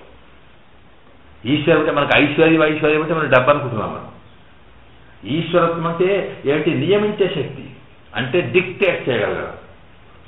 ఇట్లా ఉండి ఇది చేయి, ఇలా ఇది చేయి అని మన పెత్తనం చేయగలగడం ఈశ అంటాం మనం. ఈశ్వరుడు అంటే ఏంటి? మనకు వాడు ఉండి ఆర్డర్స్ డిక్టేట్ చేయగలిగే శక్తి అనమాట. అలా చేయగలిగే శక్తికి ఐశ్వర్యం అని పేరు. వాడికి ఏం ఐశ్వర్యం ఉందంటే ఏమిటి? డబ్బు ఉన్నవాడు ఏం చెప్తే జరుగుతుంది కదా, అందువల్ల ఐశ్వర్యం. తర్వాత ఇది ఎందుకు ఉండాలి అన్నప్పుడు ఏంటంటే వాడికి అన్నీ తెలుసు కనుక ఆ శక్తి ఉంటే ఆ శక్తిని ఉపయోగించగలిగే శక్తి ఇది ఉండాలి కదా దగ్గర, దాన్ని అమలు పరిచేది శక్తి అట. అలాగే వీర్యం, బలం. బలం అంటే అర్థం ఏమిటి? బలమునకు శక్తికి తేడా ఉంది. శక్తి అంటేనే ఒట్టి అక్కడ ఉండేటువంటి వాడికి ఉండేటువంటి ఒక తత్వం, ఒక వస్తువు. కానీ బలం అంటే దాని ఉపయోగంలోకి రావాలి. అంటే దేనిని మోయగలిగేటువంటి దానికి బలం అంటాం మనం. నిర్వహణా శక్తి. భుజబలం అంటే భుజ మీద పెట్టుకుంటే ఆగాలి. ఆ శక్తి బలంగా మారుతుంది కనుక బలము. అలాగే వీర్యము, ఇలాంటివి 6 గుణాలనే ముందు వివరిస్తారు మనకి. అంటే జ్ఞాన శక్తి, బల, ఐశ్వర్య, వీర్య, పరాక్రమ, వీటికి సంబంధించినటువంటి 6 గుణాలు ఉన్నాయి. ఈ 6 గుణములకి భగ అని పేరు. 6 గుణాలకి భగ అని పేరు. అంటే వహించేవాడు, కలవాడు. కనుక 6 గుణములు కలిగిన వాడికి భగవన్ అని పేరు. భగవంతుడు అంటే ఈ 6 గుణములు కలవాడు. అంటే ఈ 6 అంతరకాశక్తులుగా మారుతాయి. కనుక వీడు ఇక్కడేంటి అంతటా వ్యాపించిన ఎందుకు వ్యాపించవచ్చు? మొత్తం మిలిటరీ అంత నిజామాబాద్ చుట్టుకున్నది అంటే ఎందుకు చుట్టుకున్నది? వచ్చిగా పని లేకనా? అంటే ఏదో ఒక కార్యం చేయాలి కదా, చేయగలిగే శక్తి ఉన్నవాడు అవుతాడు. కనుక ఇక్కడి వసతి వాసుదేవ అనే మాటలో వ్యాపించి ఉన్నదేనుంది కానీ అది ఈ గుణములు ఈ శక్తులు ఉన్నాయని ఆ మాటలు రావు మనకి. కనుక ఏం చేస్తామంటే దాన్ని కలపడానికి భగవతే అంటే ఈ గుణములు కలిగినటువంటి వాసుదేవుడికి కలుపుకున్నాం మనం అక్కడ. అంటే ఆ గుణ పూర్తి చేశాం మనం అక్కడ. అందువల్ల ఇందులో ఒక లోటు ఉంది. ఓం నమో భగవతే, నమః కలుపుకున్నా, భగవతే అని కలిపి వాసుదేవాయ అని కలుపుదాం. కనుక ఈ రకమైనటువంటి డిఫెక్ట్ దాంట్లో ఉంది. మరి ఇక తర్వాత విష్ణు అనే దాంట్లో కూడా విష్ణవే అంటే అర్థం ఏమిటి? విష్ణు అంటే వ్యాపించినాడు. అది అసలు వ్యాపించినాడు అంటే ఎక్కడ వ్యాపించినాడు? అక్కడ వాసుదేవాయ దాంట్లో ఏమైందంటే అంతటా ఉన్నాడు, దీని చేసి వెలుగుతున్నాడు కదా, వెలుగుతున్నాడు వీళ్ళు లోపల ఉన్నాడు అని అర్థం. లోపల ఉందే వెలుగుతుంటుంది కదా, లేకపోతే ఎట్లా ఉంటుంది? ఆ మాత్రం ఉంది, లోపల ఉన్నాడని తెలిసింది కానీ ఎట్లా ఉన్నాడు గుణములు చెప్తుంది అక్కడ లేవు. కనుక భగవతి కలుపుతున్నాం. ఇక విష్ణు అని శబ్దంలో ఎక్కడన్నా లోపల లేదు, బయట లేదు, వ్యాపించి ఉండదు. కానీ ఎక్కడ మీదనా, కిందనా, పైన, పక్కన కాదు. అంటే దానికి కావాలనుకుంటే ఇంకా అన్ని తెచ్చుకోవాలి, ఒక్కటి కాదు. కనుక ఓం నమో విష్ణవే అనే దాంట్లో కేవలం పరమాత్మ యొక్క ఒకే ఒక లక్షణం చెబుతుంది తప్ప మిగతా అన్ని అందులో లేవు. ఇక భగవతే వాసుదేవ దాంట్లో అది ఎక్కడ వ్యాపించిందో చెప్పింది తప్ప కానీ దాని ఎలాంటిదో అక్కడ వస్తువులు లేవు. ఈ నారాయణాయ మంత్రం ఉందే అందులో అంతటా ఉన్నాయి, అన్ని ఉన్నాయి. అంటేంటి? ఇక్కడ మనకి చదువు అంతర్బహిష్ట తత్సర్వం వ్యాప్య నారాయణ స్థిత. నారాయణ ఎక్కడ? అంతః బహి తత్సర్వం. ఎక్కడెక్కడ వ్యాపించాడు మొత్తం చెప్పేశాడుగా అక్కడికి. అలాగే నారాయణకుండేటువంటి కళ్యాణ గణములు, నారాయణకుండే లక్షణం ఎందుకు అంటే ఆయన్నే ఆధారమై, ఆయనే నియంతై, ఆయనే సర్వస్వడానికి ఇక ఆ నారాయణ మంత్రం మీకు అర్థం చెప్పేటప్పుడు మనకంతా వివరిస్తారు అక్కడ. కనుక ఈ రకంగా వ్యాపించిన వాడు, వ్యాపించిన శక్తి ఏదో ఉందో అది ఎందుకు వ్యాపించింది, ఎక్కడ వ్యాపించింది, ఆ తర్వాత దానివల్ల కలిగేటువంటి లాభం ఏమిటి, దాన్ని ఎందుకు చేసింది, గుణము, స్వరూపము, ఇవన్నిటినీ కూడా సంపూర్తిగా నారాయణ అనే శబ్దమే చెబుతుంది. కనుక నారాయణ అనేటువంటి శబ్దం అయితే ఉందో అది పూర్తి కలిగేది కనుక ఈ రెండు మంత్రాల కన్నా కూడా అది డిఫెక్ట్ లేకుండా ఉండేటువంటి మంత్రం కనుక, శబ్దం కనుక ఆ శబ్దంతో తయారైన మంత్రమే అది ముఖ్యమైన మంత్రం అంటూ ఓం నమో నారాయణాయని అనేటువంటి దాంట్లో ఇది ఒక లక్షణం. అది ఆ అర్థం మనం ఇది ఎందుకు డిస్కస్ చేసి చెప్తున్నాము అంటే అసలు ఆ గాయత్రి ఆ మంత్రంలోనే ఆ మాట ఉన్నది. ఆ నారాయణ అనే మాటను ముందే పెట్టడంలో ఉద్దేశం ఏంటంటే ఇది దానికి ఒకదానికన్నా ఒకటి. ఈ విష్ణు అనే వాసు వచ్చింది, విష్ణువు కన్నా వాసుదేవ కన్నా మనకి నారాయణ గొప్పది అని అయినప్పుడు ఇప్పుడు మనకైతే ఓం నమో భగవతే వాసుదేవాయ అంటున్నాం. మనం ఆ మంత్రాన్ని చదువుతున్నాం కానీ అసలు దానికి అది మంత్రం అవసరమే, దానికి మనం కాదనడం లేదు. కానీ దాన్ని ఎప్పుడంటే మనం తయారు చేసుకున్నాం, మళ్ళీ అక్కడ మనం తయారు చేసిన ఓం కృష్ణాయ మహా గోవిందాయ మహా కృష్ణాయ అని ఎట్లా అన్నామో అట్లాగే దీనికి కూడా సాధన తయారు చేయకుండా కొద్దిగా మెచ్చిన దానికి భగవతే అని చెప్తున్నాం కనుక అది అప్పుడు కానీ తయారు చేసుకున్నాం. మనం ఓం నమో భగవతే వాసుదేవాయ అంటున్నాం. దానివల్ల కలిగేటువంటి లాభం అయితే ఉందో మనకు దానికి ప్రత్యేకంగా ఉంది. మరి ఇక్కడ ఏంటంటే ఈ ఓం నమో భగవతే వాసుదేవాయ అనేటువంటి దానికి ఇక్కడ అంటే ప్రధానంగా పరమపదంలో వైకుంఠంలో వేయించేసి ఉండేటువంటి స్వామికి పరవాసుదేవుడు అని పేరు. అంతటా ఉన్నవాడైనా అక్కడ పరాత్ముడై ఉంటాడు కనుక ఈ ఓం నమో భగవతే వాసుదేవాయ అనేటువంటి తత్వమేత ముందు అది పరవాసుదేవుడికి సంబంధించినటువంటి మంత్రం. అది అంతటికీ ఉపయోగపడేటువంటిది కాదు, కానీ అష్టాక్షరి ఇక్కడ అక్కడ ఉపయోగపడేది కనుక ఇది ఆగమ శాస్త్రాల్లో మనకి ఓం వాసుదేవాయ నమః ఓం నమో భగవతే వాసుదేవాయ అనేది వస్తుంది. మనకి ఈ ఓం నమో భగవతే వాసుదేవాయ మంత్రం యొక్క వ్యాఖ్యానమే వివరణమే భాగవతం. అందువల్ల భాగవతాన్ని మన స్క్రిప్ట్ తత్వం అంతా కానీ భాగవతం చెప్పేటప్పుడు ఓం నమో భగవతే వాసుదేవాయ అంటే సరైనటువంటి మాట. అలాగే ఇక్కడ శ్రీమన్నారాయణ చరణం ప్రపద్య అనే ద్వయమంత్రం వివరించేటువంటిదే రామాయణం. ఇక అష్టాక్షరి మంత్రం యొక్క తత్వాన్ని వివరించేది విష్ణు పురాణం.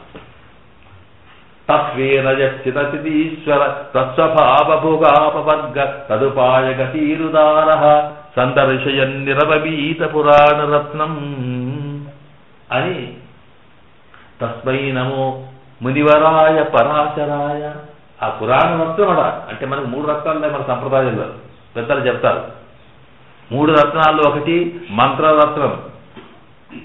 మంత్రరత్నం అయితే అంటామా ద్వయమంత్రం. అట్లాగే పురాణాల్లో అన్నిటికన్నా రత్నం మనకు ఉదాహరణది విష్ణు పురాణం. అట్లాగే 3వది స్తోత్రరత్నం అని. అన్ని స్తోత్రాల కన్నా ఆళవందారులు యమనములు చేసినటువంటి స్తోత్రం అయితే ఉందో అది స్తోత్ర రత్నం అని అది చెబుతాం.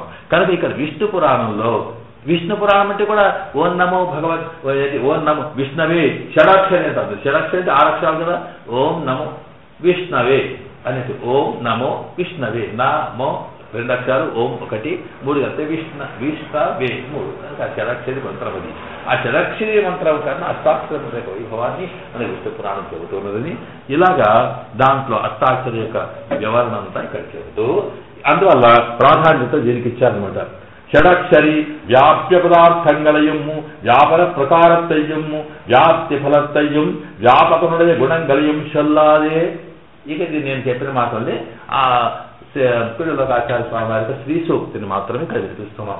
అక్కడ షడాక్షరి వ్యాప్య పదార్థంగా అంటే వ్యాపకం అని చెప్తుంది కానీ వ్యాపించిన పదార్థం ఏది, వ్యాపక ప్రకారత్రయం ఎట్లా వ్యాపించింది, వ్యాప్తి ఫలత్రయం ఎందుకు వ్యాపించింది, వ్యాపక నుడయ గుణంగరయం ఏమిటి, ఎవడు అలాంటి గుణాలంటే చల్లానే చెప్పాలి.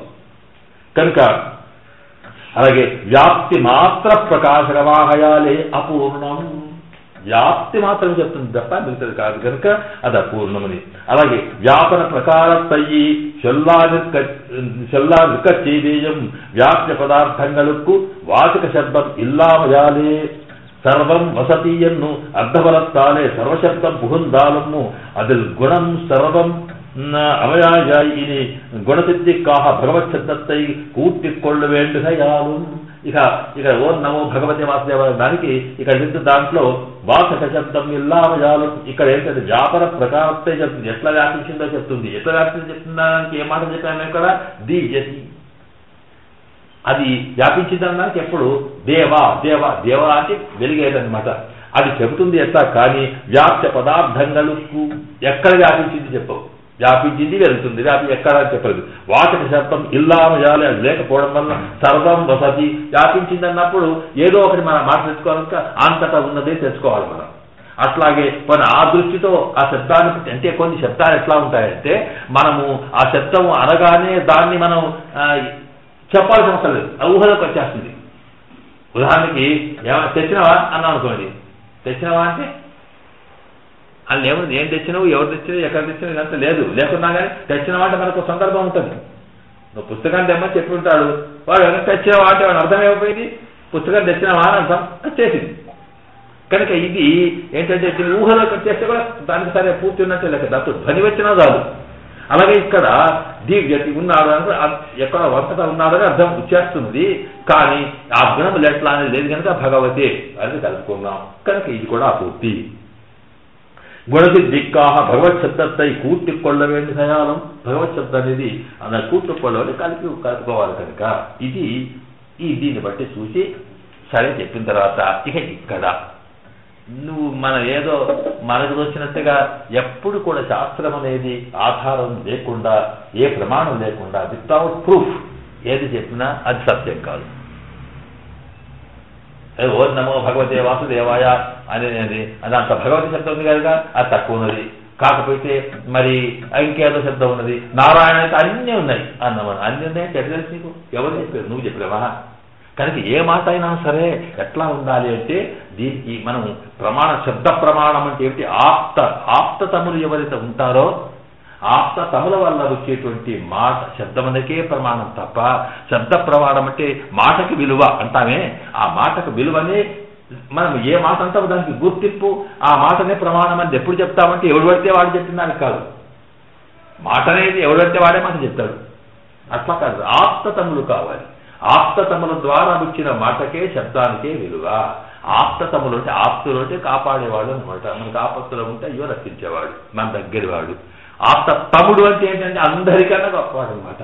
ఎలాంటి వాడు అంటే వాడు ఏం చేస్తారు, వాళ్ళకు రెండు లక్షణాలు ఉంటాయి. ఒక తత్వం అయితే ఉంటుందో, ఒక విషయం అయితే ఉంటుందో ఆ విషయాన్ని ఉన్నదున్నట్టుగా వాళ్ళు తెలుసుకుంటారు,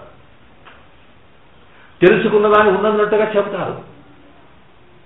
ఇలాగా ఒక వస్తువు యొక్క తత్వాన్ని ఉన్నదన్నట్టుగా తెలుసుకొని అందులో తనదేమీ కలపకుండా ఉన్నదన్నట్టుగానే చెప్పగలిగేటువంటి చెప్పడం కూడా ఎందుకు చెప్తారంటే అది ప్రేమతో, అయ్యో వీడికి మనం ఎందుకు విద్యాలను ఉద్దేశించి చెప్తారు, అలాంటి వాళ్ళు ఆప్తతములు అనమాట. ఇది మనం ఇవాళ విన్నాం కదా, వాడు మనం ఒక మాట చెప్పలేమంటే దానికి 10 ఎన్నో కలిపి చెప్తూ ఉంటారు, అలాంటిది ఏది కలపకుండా.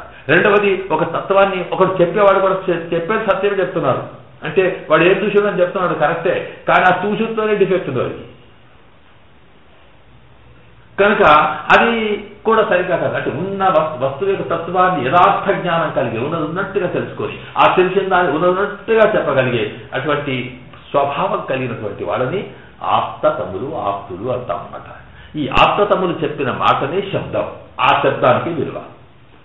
కనుక ఇక్కడ వేదం ప్రమాణం ఎందుకంటున్నామంటే అసలు సర్వజ్ఞుడైనటువంటి పరమాత్మ కనుక ఆయన తెలియదంటూ లేదు. ఆ తెలిసింది కూడా దాంట్లో ఇంకేవి డిఫెక్ట్ ఉండదు అతనికి. తర్వాత సత్యస్వరూపుడు కనుక సత్యం, జ్ఞానం, అనంతం బ్రహ్మ, ఆ బ్రహ్మతత్వానికి సత్యస్వరూపుడు, జ్ఞానస్వరూపుడు, అనంత స్వరూపుడు, అనంతమైన జ్ఞానం, అనంతమైన సత్యత్వం ఇలా కలిగిన వాడు కనుక అతను చెప్పినటువంటిది వేదము కనుక ఆయన యొక్క దివ్య సూక్తిగా వచ్చింది కనుక అది ఆప్తతములు చెప్పినటువంటి వాక్యం వేదం కనుక స్వతః ప్రమాణం, ఇది ప్రమాణం అవుతుందన్నమాట. అట్లాగే మహర్షులు చెప్పినారే, ఇక్కడ సాధారణంగా మహర్షుల్లో పరాశరుడు, వ్యాస భగవానుడు, వాల్మీకి. ఆ ఋషుల్లో కూడా రజోగుణం గల ఋషులు, తమోగుణం గల ఋషులు ఎన్నో ఉంటారు, ఏదో చెప్తారు వాళ్ళు. అవన్నిటికీ అందువల్ల అన్ని పురాణాలు మనం లెక్క పెట్టుకోం. విష్ణు పురాణాన్ని ఎందుకు పెట్టుకుంటామంటే ఆయన పరాశరుడు ఆప్తతముడు కనుక ఆయన చెప్పిన ప్రతి మాట వేదములో చెప్పిన దానికి అర్థం అనమాట. కనుక ఇలాగ ఆప్తతములు చెప్పినటువంటి మాటలు, ఇలాగా మనకు ఆప్తతములు మరొకరు ఉన్నారు. అంటే వేదము మనకు ఆప్తకమైనటువంటిది. అలాగే ఋషులు అందులో ప్రధానంగా ఇలాంటి ఋషులు అంటే ద్రష్టలు. దర్శనాత్ ఋషి, ఋషి అంటే ద్రష్ట, ఏదో మనకు తెలియని దాన్ని చూచేవాడు, అంటే మనకు తెలియదు కానీ అందులో అర్థాన్ని తాను యోగం ద్వారా కనుక్కునేటువంటి అంతర్దృష్టి కలవాడు ఋషి. అట్లాగే తర్వాత ఏంటంటే ఋషులు మునులు అనేవాళ్ళు అలాంటి వాళ్ళే, మౌనంగా ఉంటారు, చెప్పారు కానీ తెలుసుకొని సత్యశుద్ధంగా ఉంటారు, వాళ్ళకి అవుతుంది. అట్లాగే ఆళ్వార్లు, మన ఆళ్వార్లు ఉన్నారే వాళ్ళందరికీ ఏంటి, వాళ్లకు వాళ్ళు చదువుకున్న వాళ్ళకు కొందరు, చదువురాని వాళ్ళకు కొందరు, శాస్త్రం అనేది ఎవరికి పెద్దగా తెలియదు వాడికి. అసలు మన పెరియాళ్ళవారికి గురుముఖం అనదీత్య ప్రాహ వేదానశేష, పెరియాళ్ళ గురుముఖం అనదీత్య, గురువు గారు చదువుకోలేదు, మొత్తం వేదమొత్తం అవుతాయి చెప్పినాడు. ఎందుకంటే భగవత్ కృప. మనకి చదువు వల్ల రాదు జ్ఞానం, ఆ వాడి అనుగ్రహం రావాలి. ఇక్కడ మనకు అంటాం గ్రంథం సాక్షాత్కరించాలట. ఇప్పుడు చదువుతున్నాను అనుకోండి, నేను అర్థం మనకు తోచాలంటే మనకేంటి అందులో ఉన్నప్పుడు అది విప్పుకోవాలన్నది. పరమాత్మ ఎలాగైతే తన దృష్టిని విప్పుతాడో అట్లాగే ఆ వాక్యము ఈ అర్థం వీరికి నేను సాక్షాత్కరిస్తాను అనుకుంటేనే అది సరస్వతి సాక్షాత్కారం, లేకపోతే లేదు. అట్లాగా పరమాత్మ అనుగ్రహం ఉన్నవాడికి ఏమవుతుందంటే వాడికి ఇంకా వేరే ఏ చదువులు శాస్త్రాలు అవసరం లేదు, వీడు చెప్పింది ఆ శాస్త్రాలు కనిపిస్తుంది. ఇది విచిత్రం ఏదన్నమాట. ఎందుకంటే శాస్త్రాలు చెప్పింది పరమాత్మనే, ఆ పరమాత్మ వీడికి చెప్తున్నాడు లోపల, ఇది వాడే చెప్తున్నాడు, వీడికి లోపల చెప్తున్నాడు. మనకేం బయట ప్రపంచానికే వీడు ఏం చదవలేదు, వీడికి ఎట్లా తెలుస్తుంది? వాడి చదువుతో సంబంధం కనుక వాడి పరమాత్మ కృప వచ్చింది, వాడికి ఆచార్య నక్షం కలిగింది, చెప్పేస్తున్నాడు. మరి వాడిని ఏం చదువుకున్నాము నాకేం చదువుతారు, ఎందుకంటే నాకేం చదువుతుంది, ఏం చదువుకోలేదు, బ్రహ్మంగారు ఏం చదువుకున్నా, ఏం చదువుకోలేదా? అలాగే ఎందరో పాడేస్తున్నారు పాటలు, ఇట్లా జరుగుతుంది అట్లా ఏది జరుగుతుంది అయిపోయింది. కొంతమంది చెప్పిన మాట అయితేనే ఉంటుంది. ఇక పరమాత్మ అనుగ్రహం అది. ఎందుకంటే వాడిని బాగుపరుచుకున్నప్పుడు వాడి లోకల్లో కీర్తి తీసుకురావాలనుకుంటే వాడి ద్వారా చెప్పేటప్పటికి మనం వాడిని నిలబడుతున్నాం. ఇలాగ అంటే పరమాత్మ అనుగ్రహం ఎక్కడ ఉంటే అది వాడి యొక్క జీవితంతో సాక్షాత్కరిస్తుంది. కనుక ఆళ్వాళ్ళ పరిస్థితి కూడా అంతే, కూర్చున్న చోట ఎందుకంటే సాధారణంగా ఇప్పుడు మనం చూస్తాం చూడండి, ఏ ఎలక్షన్లు జరుగుతాయి, జరిగిన తర్వాత వాడు అక్కడికి పోగానే ఓ ఊళ్ళో ఏజెంట్ వాడు ఉంటాడు, వాడు ఆ పార్టీకి సంబంధించిన వాడు కావాలని ఏం లేదు, కానీ వాడు కూడా కావాలి అక్కడ. ఎందుకంటే వాడు ఏం పని చేస్తాడు, వాడు పోయి ఏజెంట్ గారు రాసిచ్చేవాడు, వాడు నాకేం నేను చెప్తాపట్టు ఇది ఇక్కడ వచ్చిన వాళ్ళు పోయిన వాళ్ళు గుర్తుపట్టు అయిపోయింది. ఇది వాడికి ఆ పార్టీ పెద్ద అనుగ్రహం అని మీద పడి వాడు ఒక పెద్ద కార్యకర్త అయిపోయి అక్కడ వాడు చెప్పింది వేదం అక్కడ, ఇంతే తప్ప వారికి ఏముంది. ఇది ఆళ్వాళ్ళు. అందువల్ల మనకేంటంటే వాళ్ళకి ఎక్కడ పెరియ ఆళ్వాళ్ళు కానీ ఎక్కడ ఏ ఆళ్వాళ్ళు ఎక్కడో చోట సాధారణంగా చదువుకున్న పండితులు ఉంటే ఉంటారేమో, ఆ విషయం వేరు, ఆ సంగతి వేరు. కానీ కొందరు ఉన్నారు అట్లాగా ఉన్నారు, అయినా భగవద్ అనుగ్రహం కావాలి, అది లేకపోతుంది. కనుక ఈ ఆళ్వాళ్ళు చెప్పిన మాట కూడా వీళ్ళ అద్భుతములను ఎందుకంటున్నామంటే వాళ్ళకు దివ్య సాక్షాత్కారం కలిగింది, వాళ్ళలో ఒక అమాయకత్వం ఉంది. ఋషులకి ఆళ్వాళ్ళకి తేడా ఒకటి ఉంటుందండి. ఆ ఋషులేమో కష్టపడి సంపాదించుకుంటారు కనుక ధ్యానం చేయంగా చేయంగా స్వామి సాక్షాత్కరించాడు కనుక ఆ వచ్చింది విలువైన వస్తువు కనుక నేను కష్టపడి సంపాదించింది మరి ఎవరికి విలువ ఉన్నదో వాడికే చెప్పాలి, వాడికే ఇవ్వాలని చెప్పి వీళ్ళ దృష్టి ఉంటుంది. వాళ్ళకి ఇవ్వద్దని ఉండదు, కానీ జాగ్రత్తగా కాపాడాలి. తండ్రి కష్టపడి సంపాదించిన తర్వాత వీడి చేతికి ఇస్తే మరి వీడియో పాడు చేస్తాడు అనేసాడు. అట్లా కాదు, వాడికి అనుకోకుండా వచ్చింది అనుకోకుండా అందరికీ ఉంటాడు. ఈ ఆళ్వాళ్ళు ఏంటంటే కష్టం లేదు నష్టం ఏమి లేదు, వచ్చేసారి పరమాత్మ కనిపించాడు, స్పష్టంగా కనిపిస్తున్నాడు. ఒక్కసారి ఆ స్వామి వచ్చి ఎందుకు కనిపిస్తున్నాడంటే ఇక్కడ లోకములో మరి తన తత్వాన్ని లోకానికి తెలపాలనుకుంటే ఈ ఆళ్వాళ్ళను మించినటువంటి వాడు మరొకటి లేట వాడికి ఎందుకు లేడు.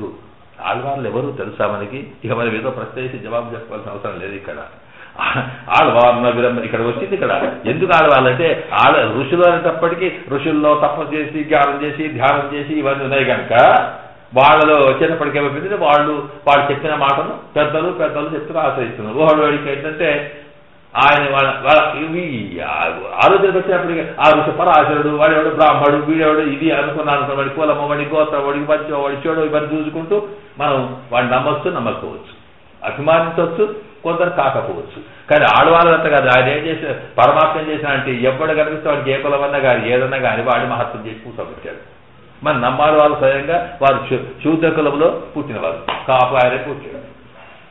అయితే తొందరపడి ఆడు విప్రుడు, దాంట్లో ఏమిటి పెరియాళ్ళ వాళ్ళు బ్రాహ్మణులు, ఆ బ్రాహ్మణులు కూడా కులశిఖ గలవారు.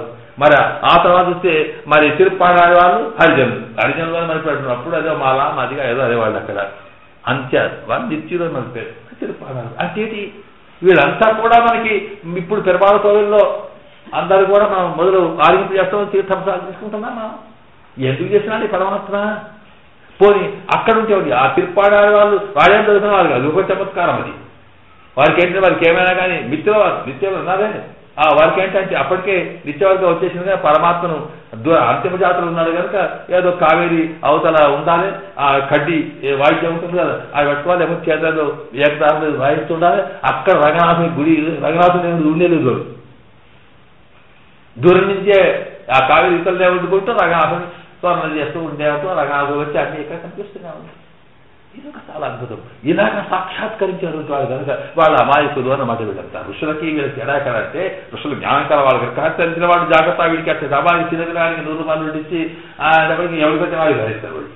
అట్లాగే ఆడవాళ్ళు కూడా వీళ్ళు నాకు ఆనందం కలిగిన తర్వాత ఇంత బాగుంది అట్లా ఉందని చెప్పి అందులో వారికి వచ్చిన భాష తమిళ దేశంలో వాటి పుట్టి పెరిగారంటే దాంట్లో బ్రహ్మాండంగా పరమతత్వం చెప్పారు. చెప్పింది ఇది ఆత్మతత్వం ఎందుకైనారంటే ఇక ఆ తర్వాత మనంతా ఆడవాళ్ళను వ్యాఖ్యానం చేసుకుంటూ వచ్చినప్పటికీ ఉపనిషత్తులు ఇప్పుడు మనం ఆడవాళ్ళ తెలిసి మనం చెప్పేటప్పుడు దానికి ఉపనిషత్తులోని మాటలు రామాయణంలో వీటిలో ఇవన్నీ కూడా గోతాన్ని చెప్తే చెప్తలేము. ఇవన్నీ ఎక్కడి నుంచి అంటే ఆవిడ అవన్నీ తీసుకొచ్చి అక్కడ పెట్టిందా? ఆడవాళ్ళు పెట్టలేదు. కానీ వీడేంటంటే వీళ్ళు చెప్పిన ప్రతి మాట అందులో ఉన్నది. మనం అంటానే బ్రహ్మంగారు చెప్తున్నారు ఈ మాట అచ్చంటే జరుగుతుందయ్యా అంటే అప్పటికి ఏమైపోయింది? ఏమి కాదు, ఇది భాగవతంలో ఉండనే ఉంది. భాగవతంలో భవిష్యోత్తర పురాణంలో కానీ భాగవతంలో కానీ జరగబోయే కలియుగంలో ఏం జరుగుతాయి స్పష్టంగా మనకు కనిపిస్తాయి. దాంట్లో చూపించినారు వ్యాస భగవాను. వాటిని వ్యాస భగవాన్ని చెప్పినటువంటి మాటల్ని బాగా అన్ని చదివి బ్రహ్మంగారు ఇట్లా పడినారంటే అదంతే లేదు. కనుక ఇది వీళ్ళు ఆప్తతములు ఎందుకు అంటే మాకు ఉన్నట్టుగా పరమాత్మ సాక్షాత్కరిస్తూ ఉంటే సాక్షాత్కారం పొందినారు అంటే కనిపించింది చెప్పినారు. వాళ్ళకి ఇంకోటి తెలియదు. ఇది కేవలం పసిపిల్లలంటే అమాయకత్వం ఆడవాళ్ళలో ఉంది కనుక కేవలం ప్రేమ తప్ప మాట్లాడలేదు. ఆ ఆడవాళ్ళ తెలిసొప్తికి అందులోకి వెళ్తే ఇంకదొక వైభవం మనకి అక్కడ ఏమి చెప్తారు. అక్కడ చూపిస్తుంటే ఆ వైకుంఠనాథుని కూతురు తోటే వచ్చి కనిపించాడు. రొట్టి నేను ఆయన దగ్గర చెప్తున్నాడు. భగవంతుడు ఎక్కడున్నాడు ఏమో భగవంతుడు ధ్యానం ఆయన కూర్చున్నాడు. స్వామి అంటే ఆ వచ్చి కనిపిస్తే ఆ వైకుంఠంలో ఉండే స్వామి మొత్తం సకుటుంబ సపరివారంగా దిగినాడు. ఆయన శ్రీ భూ నీలాపేతం చెప్పి మొత్తం దిగి తీసుకొస్తే అక్కడ చూసిన తర్వాత నిజమే అక్కడ ఎందుకు చేస్తారంటే ఆ తిరువాయులో ఒక శ్లోకం ఒక పాఠ ఉంది అక్కడ అందామత్తన్పు షెయ్దు ఎన్నభిషేరమ్మానుకు అందామవాల్ముడి శంకు నిజమే అందామత్తు అక్కడ వైకుంఠంలో ఉండేటువంటి అదేదో అంత స్పృహణీయమైనటువంటి బ్రహ్మానందాన్ని కలిగి చోటట అక్కడ ఉంటాడు పరమాత్మ. ఆయన శంఖము చక్రము అవి ఇవని అందరూ చెప్పారు. కరెక్ట్గా అట్టగా వదిలేడు. కానీ అందామత్తు అన్భిషేయుడు ఎన్నభిషేరమ్మానుకు పాపం ఎంత దయగలవాడు అక్కడ ఉండేవాడు నా దగ్గరికి వచ్చినాడు, నా మనసులోకి వచ్చినాడు, నాద మీద దయతో వచ్చినాడు. అస్సలు శంకు చక్రం కదా కిరీటం అస్సలట్లే ఉన్నాడు అని రండి వినండి చూసారా ఇట్టే ఉన్నాడు అని అందరూ చెప్తారు. అక్కడ ఎవరు లేడు కనిపించింది. ఇది ఒక అద్భుతమైనటువంటి తిరువాణిలో ఉండే తెలిసొస్తుంది. కనుక ఇట్లాగా ఆళ్వార్ల యొక్క దివ్య అనుభవం అనేటువంటి ఉందో ఆ అనుభవం అనేది పరివాహ రూపంలో అంటే ఒక ప్రవాహ రూపంలో వచ్చేసి అందరికీ అందింది. ఇప్పుడు ఆళ్వార్లను చూసి నువ్వు ఎందుకయ్యా నేను ఏం చెప్తాను నువ్వు చూసినావా చదివినావా నాకే తెలుసు కనుక అనిపించింది అంటారు. అలాగా ఆ ఉన్నట్టుగా చెప్పేవాళ్ళు ఆస్తికములు. కనుక ఈ నారాయణ శబ్దం అయితే ఉందో వేదము దీన్ని ఉత్పాదిస్తున్నదా, ఋషులు దీని గురించి చెప్పారా, అలాగే ఆ మునుడు దీని గురించి అంటున్నారా, ఆళ్వారు ఈ మాట చెప్పారా, వీళ్ళందరూ కూడా ఏమిటంటే అందరూ చెప్పిన మాట ఒకటి నారాయణ అనేది పరమాత్మకి వాచ్యం. అంటే ఏమిటి శబ్దం లేకపోతే పరమాత్మ అంటే ఎవడు ఎట్లా పిలవాలి అంటే ఆయనకు ఒక పేరు ఉండాలి. ఒక వస్తువు నుండి ఈ వస్తువు తయారు చేసినందుకు ఇంకేం పేరు పీట పేరు పెట్టాడు. అలాగే లోకాల్లో ఇప్పుడు మనం కొత్త వస్తువు తయారు చేయడం దానికి ఒక పేరు పెడుతున్నారుగా. ఎవడు తయారు చేస్తే వాడి భాషలో పేరు పెడతాడు. అట్లాగే ఇలాగ నారాయణ అనేది ఎంత ఉందో అదే అందరూ నారాయణ నారాయణ నారాయణ నారాయణ చెబుతూ ఆ నారాయణం అనేటువంటి దాంతో ఏ మంత్రం అయితే అది వేదంలో చెప్పి ఉంది కనుక వేదంలో చెప్పినటువంటి అంశం కనుక దాన్ని వీళ్ళంతా స్పష్టపరిచారు. కనుక ఎక్కడ కూడా వాడు విష్ణు అని వాసుదేవ అని అవి అంటే వాడుకున్నారు అవి కావేంటంటే అవి పరమమైనటువంటి మంత్రంగా అది శక్తివంతంగా అని వాళ్ళు చెప్పలేదు. కనుక దీన్ని మేము ఓం నమో భగవతే వాసుదేవాయ అనే మంత్రం కానీ ఓం నమో విష్ణవే అనే మంత్రం కన్నా కూడా ఓం నమో నారాయణాయ అనేటువంటి అష్టాక్షరి మంత్రం ఏదో ఉన్నది ప్రధానం. దానికి 2 రీజన్స్ ఇచ్చారు. ఒకటి వేదములో వేద ప్రతిపాద్యమైనటువంటి గాయత్రిలో ఉండే దాంట్లో మొదటి మాట నారాయణ అనేది. రెండవది దాని అర్థాన్ని బట్టి చూసినప్పుడు ఇది శబ్దాన్ని బట్టి చూస్తే దాని అర్థాన్ని బట్టి చూస్తే ఆ అర్థంలో కూడా ఏంటంటే ఈ వ్యాపకత్వము అని చెప్పగలిగేటువంటి దాంట్లో ఈ 3ంటికి అదే అర్థమైనా కానీ కొన్ని అంటే కంప్లీట్గా పరిపూర్ణంగా వ్యాప్తి గురించి చెప్పగలిగేటువంటి లక్షణాలు ఆ శబ్దములు లేవు, వాటి కలపాల్సి వస్తుంది కనుక అవి అపూర్తి అని చెబుతూ ఇక ఏదైనా శిష్ట పరిగ్రహం కావాలి. ఇక్కడ మనం ఇంకొక విషయం 8 దాకా పోతాం. మరి నిన్నటి గంట వాడి గంట మీరు తీసుకోవాలి, మాకు నష్టం కాదు. ఇక్కడ అందులో ఈ పైన ఒత్తిడి టైం ఒత్తిడి ఉండేది కనుక కాస్త ఫ్రీడమ్ ఉంటుంది, ఇంకేం లేదు. లేకపోతే మన పక్కన ఇవ్వాల్సిన అవసరం లేదు. ఇక్కడ ఏంటంటే ఈ నారాయణ అనేటువంటి ఈ శబ్దం యొక్క అర్థాన్ని బట్టి చూసినప్పుడు దీనికి ఉండే విశిష్టత ఏమిటి? ఇదే మంత్రం. దీనికి ఓం నమో నారాయణ అని చేర్చినాం కనుక దీన్ని వేదము, ఋషులు, ఆళ్వార్లు వీళ్ళందరూ కూడా ఇలాగే చెప్పారు కనుక ఇది శిష్ట పూర్తి, శిష్ట పరిగ్రహణం. ఈ శిష్ట పరిగ్రహణం అనేది శిష్టులు అంటే ఎవరు? శిష్టులు అంటే వేద అంటే విజ్ఞానం కలిగి శాస్త్ర పరిచయం కలిగి దాన్ని ఆచరణలో ఉన్నట్టుగా చేస్తూ సత్ప్రవర్తన కలిగి సరియైన మాటలో ఉన్నవాళ్ళు శిష్టులు అని అర్థం. దానికి శిష్ట శబ్దానికి శాస్త్రంలో అర్థం ఉంటుంది. ఇక్కడ శిష్టాచారం అంటే ఏంటి? ఆయన ఎట్లా చేసినా మనం అట్లా, ఆయన చేసినట్టు ఎవడో పరికరాలు చేసినట్టు చేసుడు కాదు అంటే ఆయనకు అన్ని తెలుసు. ఆయన ఇవాళ చేసిన ఏం చేసినా కరెక్ట్ చేస్తాడు అని నమ్మకం మనకు కలిగినప్పుడు వాడు శిష్టుడు, వాడే ఆప్తతమ్ముడు. అతని ప్రకారంగా శిష్టులంతా దీన్ని ఒప్పుకున్నారు. ఇది ఒకటి. ఇంతకుముందు చెప్పిన దానికైతే దీంట్లో పూర్తిత్వం ఉన్నది, అందులో అపూర్తి ఉన్నది. ఇది శిష్టులు, అది అశిష్టులు. ఇక్కడ అశిష్టులు అంటే శిష్టులు కాని వాళ్ళు కూడా దాన్ని యాక్సెప్ట్ చేసినారు. శిష్టులు కాని వాళ్ళు దాన్ని ప్రధానంగా యాక్సెప్ట్ చేసినారు. శిష్టులు దాంతో పాటు దానికైనా దీనికి విలువ ఎక్కువ ఇచ్చారు అన్నది. అంటే ఏంటి? ఎవరు శిష్టులు కాని వారంటే మనకి ఇక్కడ మాయావాదులు, అద్వైతులు అర్థం. ఇప్పుడు ఓం నమో భగవతే వాసుదేవాయ అనేటువంటి మంత్రాన్ని వాళ్ళు ఎవరు ఓం నమో నారాయణ అన్నారు కదా, ఓం నమ శివాయ అంటే ఇంకేదో అంటారు. కానీ ఈ ఆ విష్ణుతత్వానికి వచ్చేటప్పటికి ఓం నమో భగవతే వాసుదేవాయ అనేది తీసుకుంటారు వాళ్ళు. కానీ మరొకటి తీసుకోరు వాళ్ళు. కనుక వాళ్ళు గ్రహించింది కనుక ఇది అపవిత్రమైందట. ఎందుకు ఇట్లా? వాళ్ళది కోపమా? వాడు తెలివి వాళ్ళ అది కాదు ఇక్కడ. ఎందుకనకంటే అశిస్తులు ఎందుకు పేరు? వాళ్ళు ఉన్నది ఉన్నట్టు కాకుండా మసిపూసి మారడిగా చేస్తున్నారు. పరమాత్మ తత్వం ఏమిటటువంటి గుణ గుణ నిరంజన హాని తీసుకొచ్చి అందిపెట్టి కేవలం చిన్మాత్రం బ్రహ్మ, గుణం లేదు, ఏమి లేదు, వాటికి వెళ్తారు వాళ్ళు బ్రహ్మ అని. మరి అటువంటి పోని ఆ వెళ్తున్నా ఎందుకు లేదు? దానికి ఒక మాయా అనేది ఆవరిస్తుందని మసిపూసి మారడిగా ఆడేటువంటి అర్థం ఇది. ఒక వస్తువు తీసుకొని మారడిగా ఆడాలంటే మసిపూస్తున్నారు వాళ్ళు. మసి అయినటువంటి మాయ చేసి ఇలాగ మాయావాదులు అంటాం మనం. అంటే వీటిని అన్నింటినీ కలిపి ఏంటి? వాళ్ళు వాస్తవమైనటువంటి తత్వం కాకుండా ఆ ఉన్నదానికి ఎన్నో అంటే ముందు వాళ్ళు ఇలా అనుకొని దాని ద్వారా దాన్ని తయారు చేస్తున్నారు కనుక వాళ్ళు అశిష్టులు. శిష్టులు అంటే ఏమిటి? నీవు ఉన్నట్టుగా చూసుకుని ఉన్నట్టుగా చెప్పగలగాలి. ఉన్నట్టుగా చెప్పాలంటే ఏంటి? వేదము, ఋషులు వాళ్ళు ఇలా అందరూ కూడా దాన్ని ఎస్ అనాలి. 10 మంది ఒప్పుకోవాలి. నువ్వు ఏం చెప్పినా కానీ నా ఇష్టం అంటే ఎవరు ఒప్పుకుంటాడు? కనుక 10 మంది ప్రూఫ్ ఏదైతే కావాలో అలాంటిది కాకుండా వాళ్ళు ఓం నమో భగవతే వాసుదేవాయ అని వేకరస్తంట అనేటువంటి దాన్ని తీసుకున్నారు తప్ప వాళ్ళు మిగతా పట్టుకోలేదు. వసతి పరమాత్మ సంబంధించినప్పుడు కనుక అది అశిష్ట పరిగ్రహణం, అపూర్తి అనే లక్షణాలు దాంట్లో ఉన్నాయి. ఇది శిష్టులైన వాళ్ళైతే ఉన్నారో దీన్నే గొప్పగా చెప్తున్నారు అని అంటూ ఇక ఇప్పుడు మనకి దీంట్లో ఒక్కొక్కటి ఇది చాలా అద్భుతంగా ఉంది. అంటే ఇక్కడ ఏంటంటే మనం ఏదో ఇట్లా వేదం చెప్పింది అని వదిలేయలేదు. ఆ వేదం చెప్పింది అని వారు అంటే పిల్లల కథల వాళ్ళంటే వ్యాఖ్యానం మనవారం వాళ్ళు నారాయణ నే పరమాత్మకు చెప్పే శబ్దం, భగవంతుని పిలవాలంటే నారాయణ.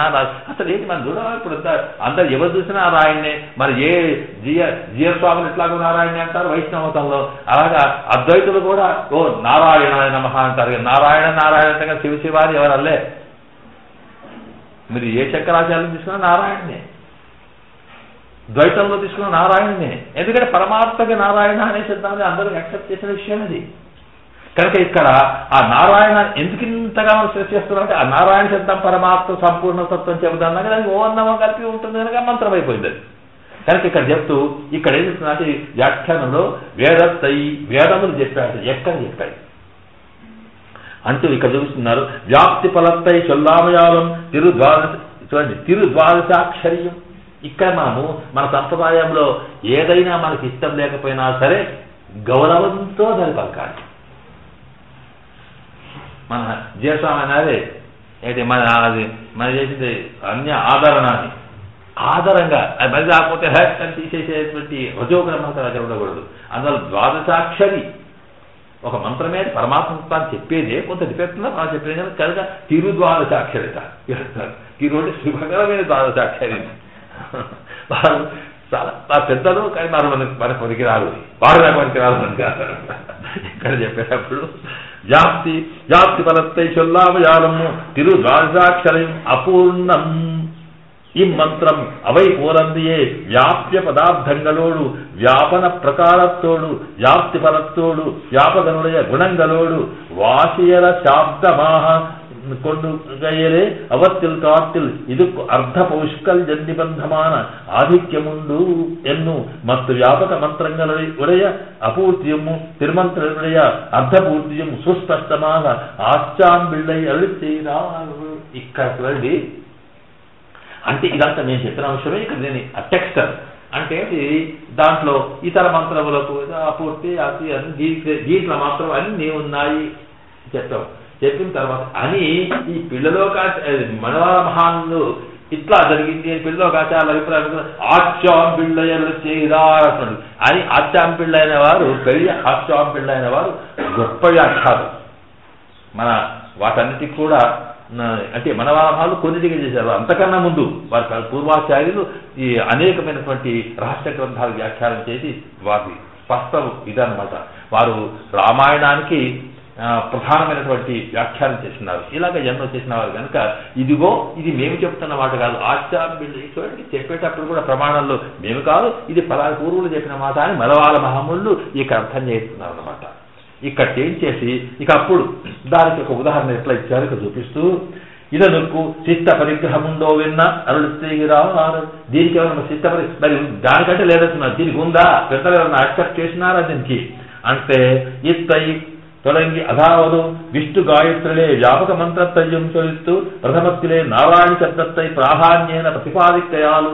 ఆ విష్ణు గాయత్రి నామే దాంట్లో నారాయణ శబ్దం అనేది మొట్టమొదటి కనిపించింది కనుక ఓం నారాయణాయ విద్మహే వాసుదేవాయ ధీమహి తన్నో విష్ణు ప్రచోదయాత్ విష్ణు గాయత్రి అంటున్నది. దాంట్లో నారాయణ వాసుదేవ విష్ణులో నారాయణ పదవే ముందుంది కనుక ఇది నెంబర్ 1. ఇక తర్వాత దాంట్లో ఉండేటువంటి వేదములు నేను యాక్సెప్ట్ చేసిన అంటే చెప్పదు. విశ్వన్నారాయణ మెన్ను తొలగి నారాయణ పరబ్రహ్మ విశ్వన్నారాయణ నారాయణ పురోజ్యోతి ఆత్మ నారాయణ పరహ ఎత్తగించగత్ సర్వం సకలంత దృశ్యతే శ్రూయతే వా అంతర్బహిస్తత్వం వ్యాప్తి నారాయణ స్థిత ఎన్ను మనకి మంత్ర పుష్పంలో ముందుగా విశ్వన్నారాయణ విశ్వ అంతర్బహిస్తత్వం వ్యాప్తి నారాయణ స్థిత మొత్తం ఆ మంత్రమంతా ఇక్కడ చూపిస్తున్నారు అనమాట. ఇక్కడి నుంచి ప్రారంభం చేసుకుని నారాయణ నారాయణ పురోజ్యోతి నారాయణ ఆత్మ ఇలా చూపిస్తే మొత్తం ఆ నారాయణ అనువాకం అంటారు దాన్ని. ఆ నారాయణ అనువాకం అంతా కూడా నారాయణ శబ్దం చెప్తుంది. అంటే దాని అర్థంలోకి వెళ్ళినప్పుడు ఏంటంటే నారాయణే పరబ్రహ్మ నారాయణే పరజ్యోతి నారాయణే స్వరూపు నారాయణ విశ్వరూపుడు నారాయణ ఇలాగ అర్థం ఉంటారు. ఆ నారాయణే ఎక్కడైతే సర్వ అంతర్బహిత్య తత్సర్వం వ్యాప్య నారాయణ స్థిత అని బయట లోపల అంతటా ఉన్నటువంటి తత్వమేత ఉందో దానికే నారాయణ అని చెప్పి ఉండాలని ఇదంతా దాంట్లో ఉన్నదే. ఇది ఒక సపోర్ట్ అక్కడ దాన్ని చూపిస్తూ అక్కడ దృశ్యతే ఎన్ను సకల వేదాసారభూతమైన నారాయణ నువాకత్తి అంటే నారాయణ ఎందుకు ఇస్తుంటే సకల వేదంలో ఉండే తత్వం అందులో ఉంది. పురుష సూక్తం ఎట్లాగో నారాయణ అనవాసం కూడా వేద సారం కనుక అందులో చెప్పాడు. అట్లాగే ఏకోహమై నారాయణ ఆసీత్ న బ్రహ్మ న ఈశాన న మే జావా పృథివీ ఎన్ను మహోపనిషత్తులు. ఆ మహోపనిషత్తులో అంటే ఇక్కడ ఏకమేవ ఏకోహమై నారాయణ ఆసీత్. నేను మొన్న మీకు అంటే సృష్టికి పూర్వం ఏముండేది, ఈ ప్రపంచమంతా సృష్టించకన్నా పూర్వం ఏముండేది, ఇది ఎట్లా వచ్చింది అని చెప్పేటప్పుడు ఋషులు ఒక్కొక్కరు ఒక్కొక్క రకమైనటువంటి జ్ఞానాన్ని అంటే ధ్యానాలు తెలుసుకొని అక్కడ సదైవ సౌమ్య ఇదమగ్ర ఆసీత్ సత్ అనేదే ఉండేది అన్నారు. ఆత్మ వాయుమగ్ర ఆసీత్ అసలు వ్యాపించి ఉన్నది అన్నారు. బ్రహ్మ వాయుమగ్ర ఆసీత్ ఇంతకన్నా బ్రహ్మ అనేది ఉండేది. ఒకటి పెద్ద అది ఉన్నదని ఒకడు, అంతటా ఉన్నదని ఒకడు, పెద్ద ఒకడు ఇలా చెప్తే చివరకు ఏకోహవై నారాయణ ఆసీత్ అని ఆ చివరికి నారాయణుడే ఉండెను అన్నప్పుడు ఏమైపోయింది, సత్ అన్న ఆత్మ అన్న బ్రహ్మ అన్న నారాయణుడే. కనుక నారాయణుడే ఈ మూలమునకు సృష్టి స్థితి లయములకు మూల కారణుడు అనేది అది ఆ నారాయణుడు. ఏకోహవై నారాయణ ఆసీత్ ఇంకేం లేదు అక్కడప్పటికీ. అయితే ఒక్కడే ఉన్నాడు అంటే మరి చూడండి ఆ చెప్పడంలో కూడా వేరే చెప్తుంది స్పష్టంగా, వాడు ఒక్కడే ఉండే అనే ఊరుకుంటే అది సరిపోయేది. ఇంకా దాన్ని స్ట్రెస్ చేయాలన్నప్పుడు ఒక్కడే అంటే మాకు బ్రహ్మ లేడా, శివుడు లేడా, ఇంకెవడ లేడా అనుకోదు. కానీ నా బ్రహ్మ నా ఈశాన ఇవన్నీ చెప్పండి. బ్రహ్మ లేడు, శివుడు లేడు కానీ మీరు ఏమో చెప్పుకుంటున్నారో వీళ్ళంతా తర్వాత సృష్టిలో వచ్చిన వాడు. సృష్టిలో వచ్చిన వాడు పరమాత్మ ఎట్లా అవుతాడు? ప్రతి వాడికి ఆయుష్ ఉంది, బ్రహ్మదేవుడికి ఆయుష్, అందరికీ ఆయుష్. కనుక ఇక్కడ బ్రహ్మ జావా పృథివీ ఇవన్నీ మొత్తం ప్రపంచం అంతా ఇది మహోపనిషత్తులో ఉంది. అలాగే చక్షుశ్చ ద్రష్టవ్యశ్చ నారాయణ శ్రోత్రంచ శ్రోతవ్యంచ నారాయణ ఎన్ను తొలగి చక్రశ్చ నారాయణ శబ్దశ్చ నారాయణ ఎన్ను ఒడివాహ శుభాలోపనిషత్తు. ఆ శుభాలోపనిషత్తులు ఏంటంటే మొత్తం ప్రపంచం కూడా ఆకాశం భూమి మంచి చెడు అన్ని పరమాత్మని చెప్పుకుంటూ చక్షుశ్చ నారాయణ చూపు కన్ను నారాయణే, ఆ కన్ను చేతి చూడబడే వస్తువు నారాయణే. చక్షుశ్చ నారాయణ ద్రష్టవ్య నారాయణ శ్రోత్రంచ నారాయణ శ్రోతవ్యంచ నారాయణ. అంత అంటే వినేవాడు వినిపించేవాడు అంటే అంతటా అదే ఇందులో ఉన్నాడు అందులో ఉన్నాడని ఇలాగ శుభాలోపనిషత్తు చెప్తుంది. ఎస్ ఆత్మా శరీరం ఎస్ పృథివీ శరీరమెన్ను ఎస్ మృత్యు శరీరమెన్ను తీవా అలాగా దాంట్లో ఎస్ ఆత్మా శరీరం అని చెప్పి మనకి అదేంటి ఈ శుభాలోపనిషత్తుతో పాటు బృహదారణ్యోపనిషత్తులో కూడా అక్కడ ఏం చెప్పిందంటే ఈ ఎస్ పృథివీ భూమి ఉన్నదా ఆ భూమి లోపల పరమాత్మ ఉన్నాడు అని ఆ ఎస్ ఆత్మ అంటే లోపల ఉండే పరమాత్మనే శరీరం, భూమి అనేది శరీరం అట. అంటే సాధారణంగా మనకు ఒక శరీరం ఉంది, ఈ శరీరం లోపల జీవాత్మ ఉంది కదా. ఈ జీవాత్మకు ఇది వేరు ఇది వేరు, ఇది దీనికి ఆధారపడి ఉన్నట్టుగానే ఈ భూమి గోడలైతే కనిపిస్తుందో ఇది ఒట్టి శరీరం, ఇది బాడీ, ఈ లోపల ఉన్నటువంటి పరమాత్మ ఇది ఎస్ ఆత్మ శరీరం.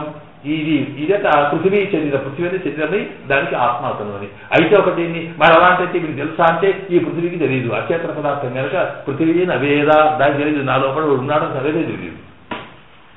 అలాంటి లక్షణం చూసినప్పుడు ఇది ఆ మాటలు చెప్పేటప్పుడు మొత్తం ప్రపంచంలో ఎన్ని వస్తువులు ఉంటాయో అన్ని వస్తువుల పేర్లు చెప్పుకుంటూ అందులో పరమాత్మ అందులో పరమాత్మ అందులో పరమాత్మ ఎందుకంటే లోపల ఉండి నియమించేవాడు అని మనకి ఈ బృహదారణ్యక ఉపనిషత్తు చెప్తుంది. అంటూ ఇలాగ మీరు ఎక్కడ చూసినా కానీ ఆ ఉపనిషత్తులన్నింటిలో కూడా అంతర్యామిగా ఉన్నవాడు, నియమించేవాడు, వ్యాపించి ఉన్నవాడు సర్వం కూడా ఏమని పిలవాలి, నారాయణ అని అందరూ చెప్పారు. కనుక వేదం ఆ మాట చెప్పినప్పుడు మరి పరమాత్మకి నారాయణ అనే శబ్దమే ప్రాధాన్యం అన్నాడు. ఆ తర్వాత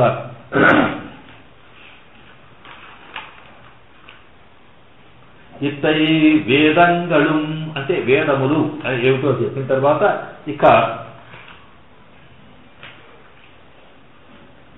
ఋషిహళు ఋషులు చెప్పారు. ఆ ఋషులు అంటప్పటికి మన ముఖ్యమైన ఋషులు పరాశరుడు, లేకపోతే వ్యాస భగవానుడు, లేక వాల్మీకి, వీళ్ళు ఇంకా చెప్తే ముఖ్యంగా మనకి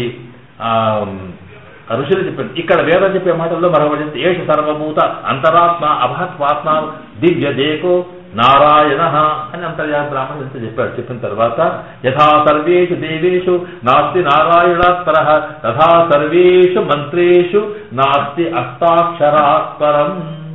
ఇది ఋషులు చెప్పిన మాట. సకల దేవతల్లో నారాయణ వాడు అన్ని మంత్రాలు అష్టాక్షరి మంత్రం అలాంటిది. అంటే ఇక్కడ ఆ నారాయణ శబ్దము పరమాత్మ చెప్పేదే కాకుండా నారాయణ శబ్దం వల్ల కలిగినటువంటి మంత్రం ఏదో ఉందో ఆ మంత్రం యొక్క ఉత్కృష్టత కూడా ఇది వేదాలు ఋషులు చెప్పిన మాట అని చెబుతూ భూత్వోర్ధ బాహు అజ్జాత్ర సత్యపూర్వకం ఏ పుత్ర హే శిష్యాశ్రుత నమంత్రో అష్టాక్షరాత్పరం వ్యాస భగవానుడు చెప్పినాడు. వ్యాస భగవానుట దీనికి అదేంటి ఒక పురాణంలో నృసింహ పురాణంలో ఉందనుకుంటాను. దాంట్లో చెబుతూ అక్కడి నుంచి 4 సార్లు గంగలో మొదలుగా స్నానం చేస్తున్నాడు. స్నానం చేసి లేచేటప్పటికి తడిబట్టలు ఉన్నాయి.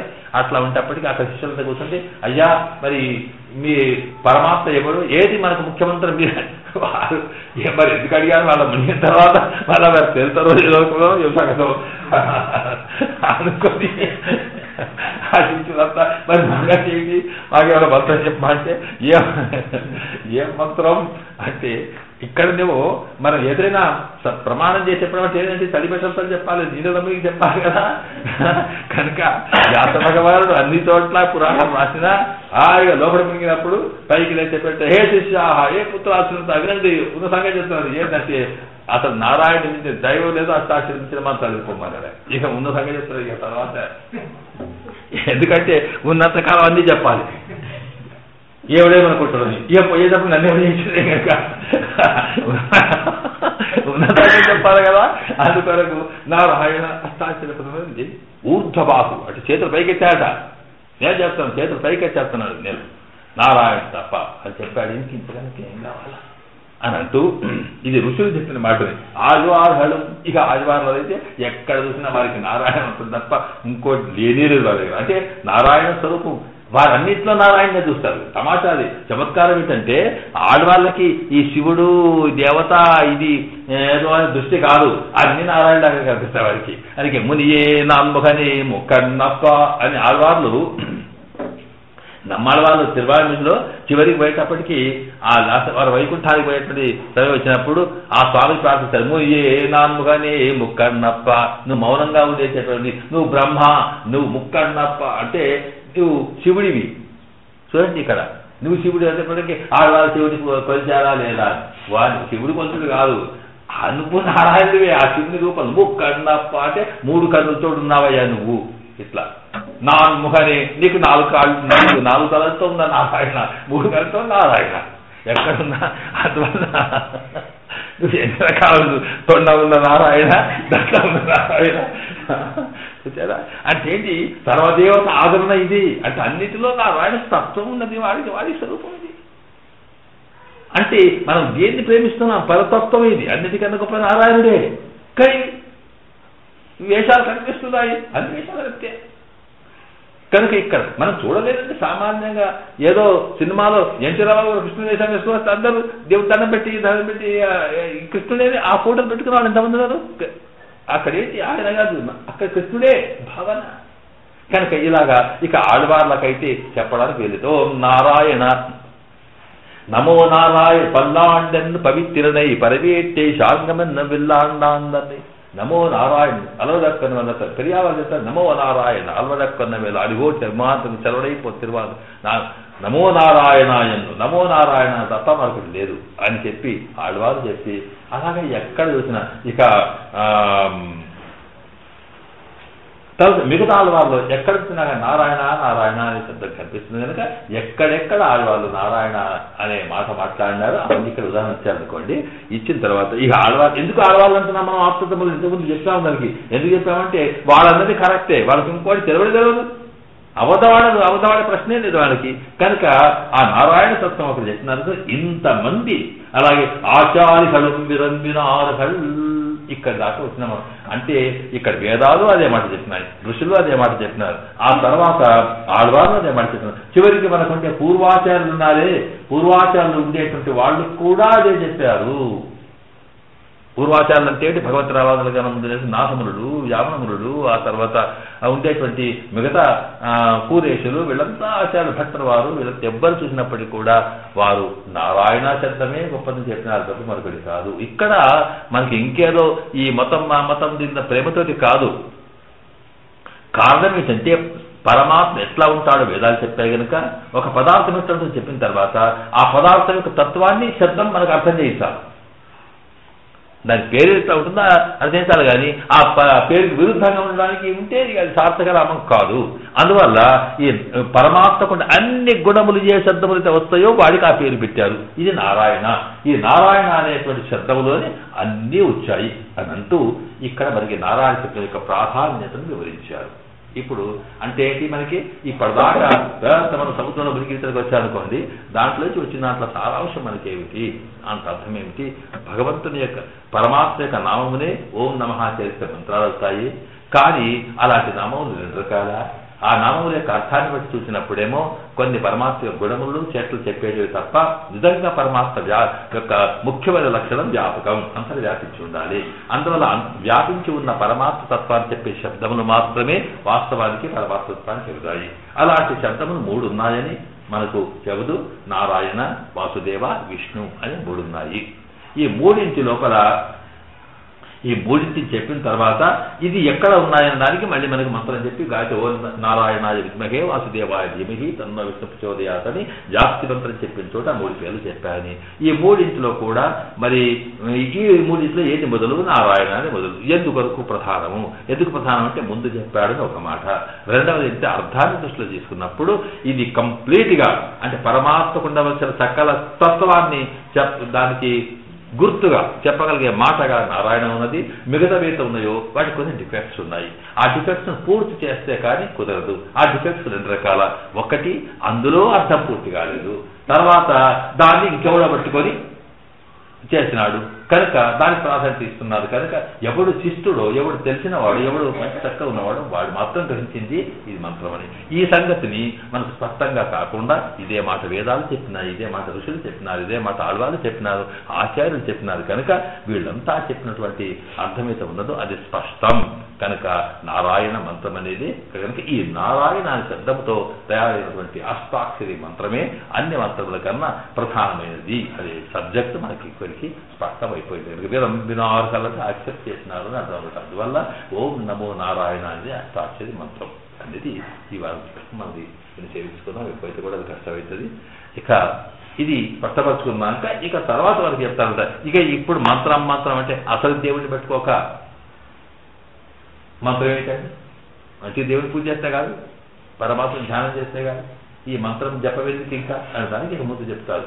అసలు దేవుడి గొప్పనా, దేవుడి పేరు గొప్పనా, భగవంతుడు గొప్పనా, భగవన్ నామం గొప్పనా, తత్వం గొప్పనా, తత్వాన్ని చెప్పగలిగినటువంటి అష్టాక్షర దేవుడు. అప్పుడు ఆ నారాయణ పరమాత్మ కన్నా నారాయణ శుద్ధం ఎంత పనిచేస్తుంది, ఆ నామం యొక్క వైఫల్యం ఏమిటో చెప్పి ఇక ముందు అప్పుడు మనకి ఇక అర్థాన్ని ప్రారంభం చేస్తాను కొత్త సంవత్సరంలో. ఆరవారింపరిమాణ జీవితంలో సమస్త పరివారాయ సర్వమంగళ విగ్రహాయ శ్రీభూ నిరాయతాయ శ్రీమతే నారాయణాయ నమః. ప్రజాభ్య పరిపాలనాయ నమాజ్ఞా మహీం మహిషాః గోబ్రాహ్మణే లోకా సమస్తాత్మనవందే దక్షరపదభ్రష్టం మాత్ర ఇంద్రద్వయేత్ తత్సర్వజమతాం దేవనారాయణ నమోస్తుతే కాయేన వాచా మృత్యుంజీవా బుద్ధ్యాత్మనావాతు కరోమి యజ్ఞ సకల పరస్మై నారాయణాయ సమర్పయామి. శ్రీమన్నారాయణ సర్వం శ్రీకృష్ణార్పణమస్తు. తత్సత్. ఓం నారాయణ ప్రాణాయ స్వపాన సమస్తం శ్రీవైకుంఠవృత్తాయ సాంస్కృతిరమయానమనవిపదేశాయ మంగళాచార్య పూర్వే ఆచార్యమాన శ్రీజాతరే దుర్గామ సంపదం అభిప్రాయం నారాయణాయ ధన్యవాదం. తత్సత్. సర్వం శ్రీకృష్ణార్పణమస్తు. అందరికీ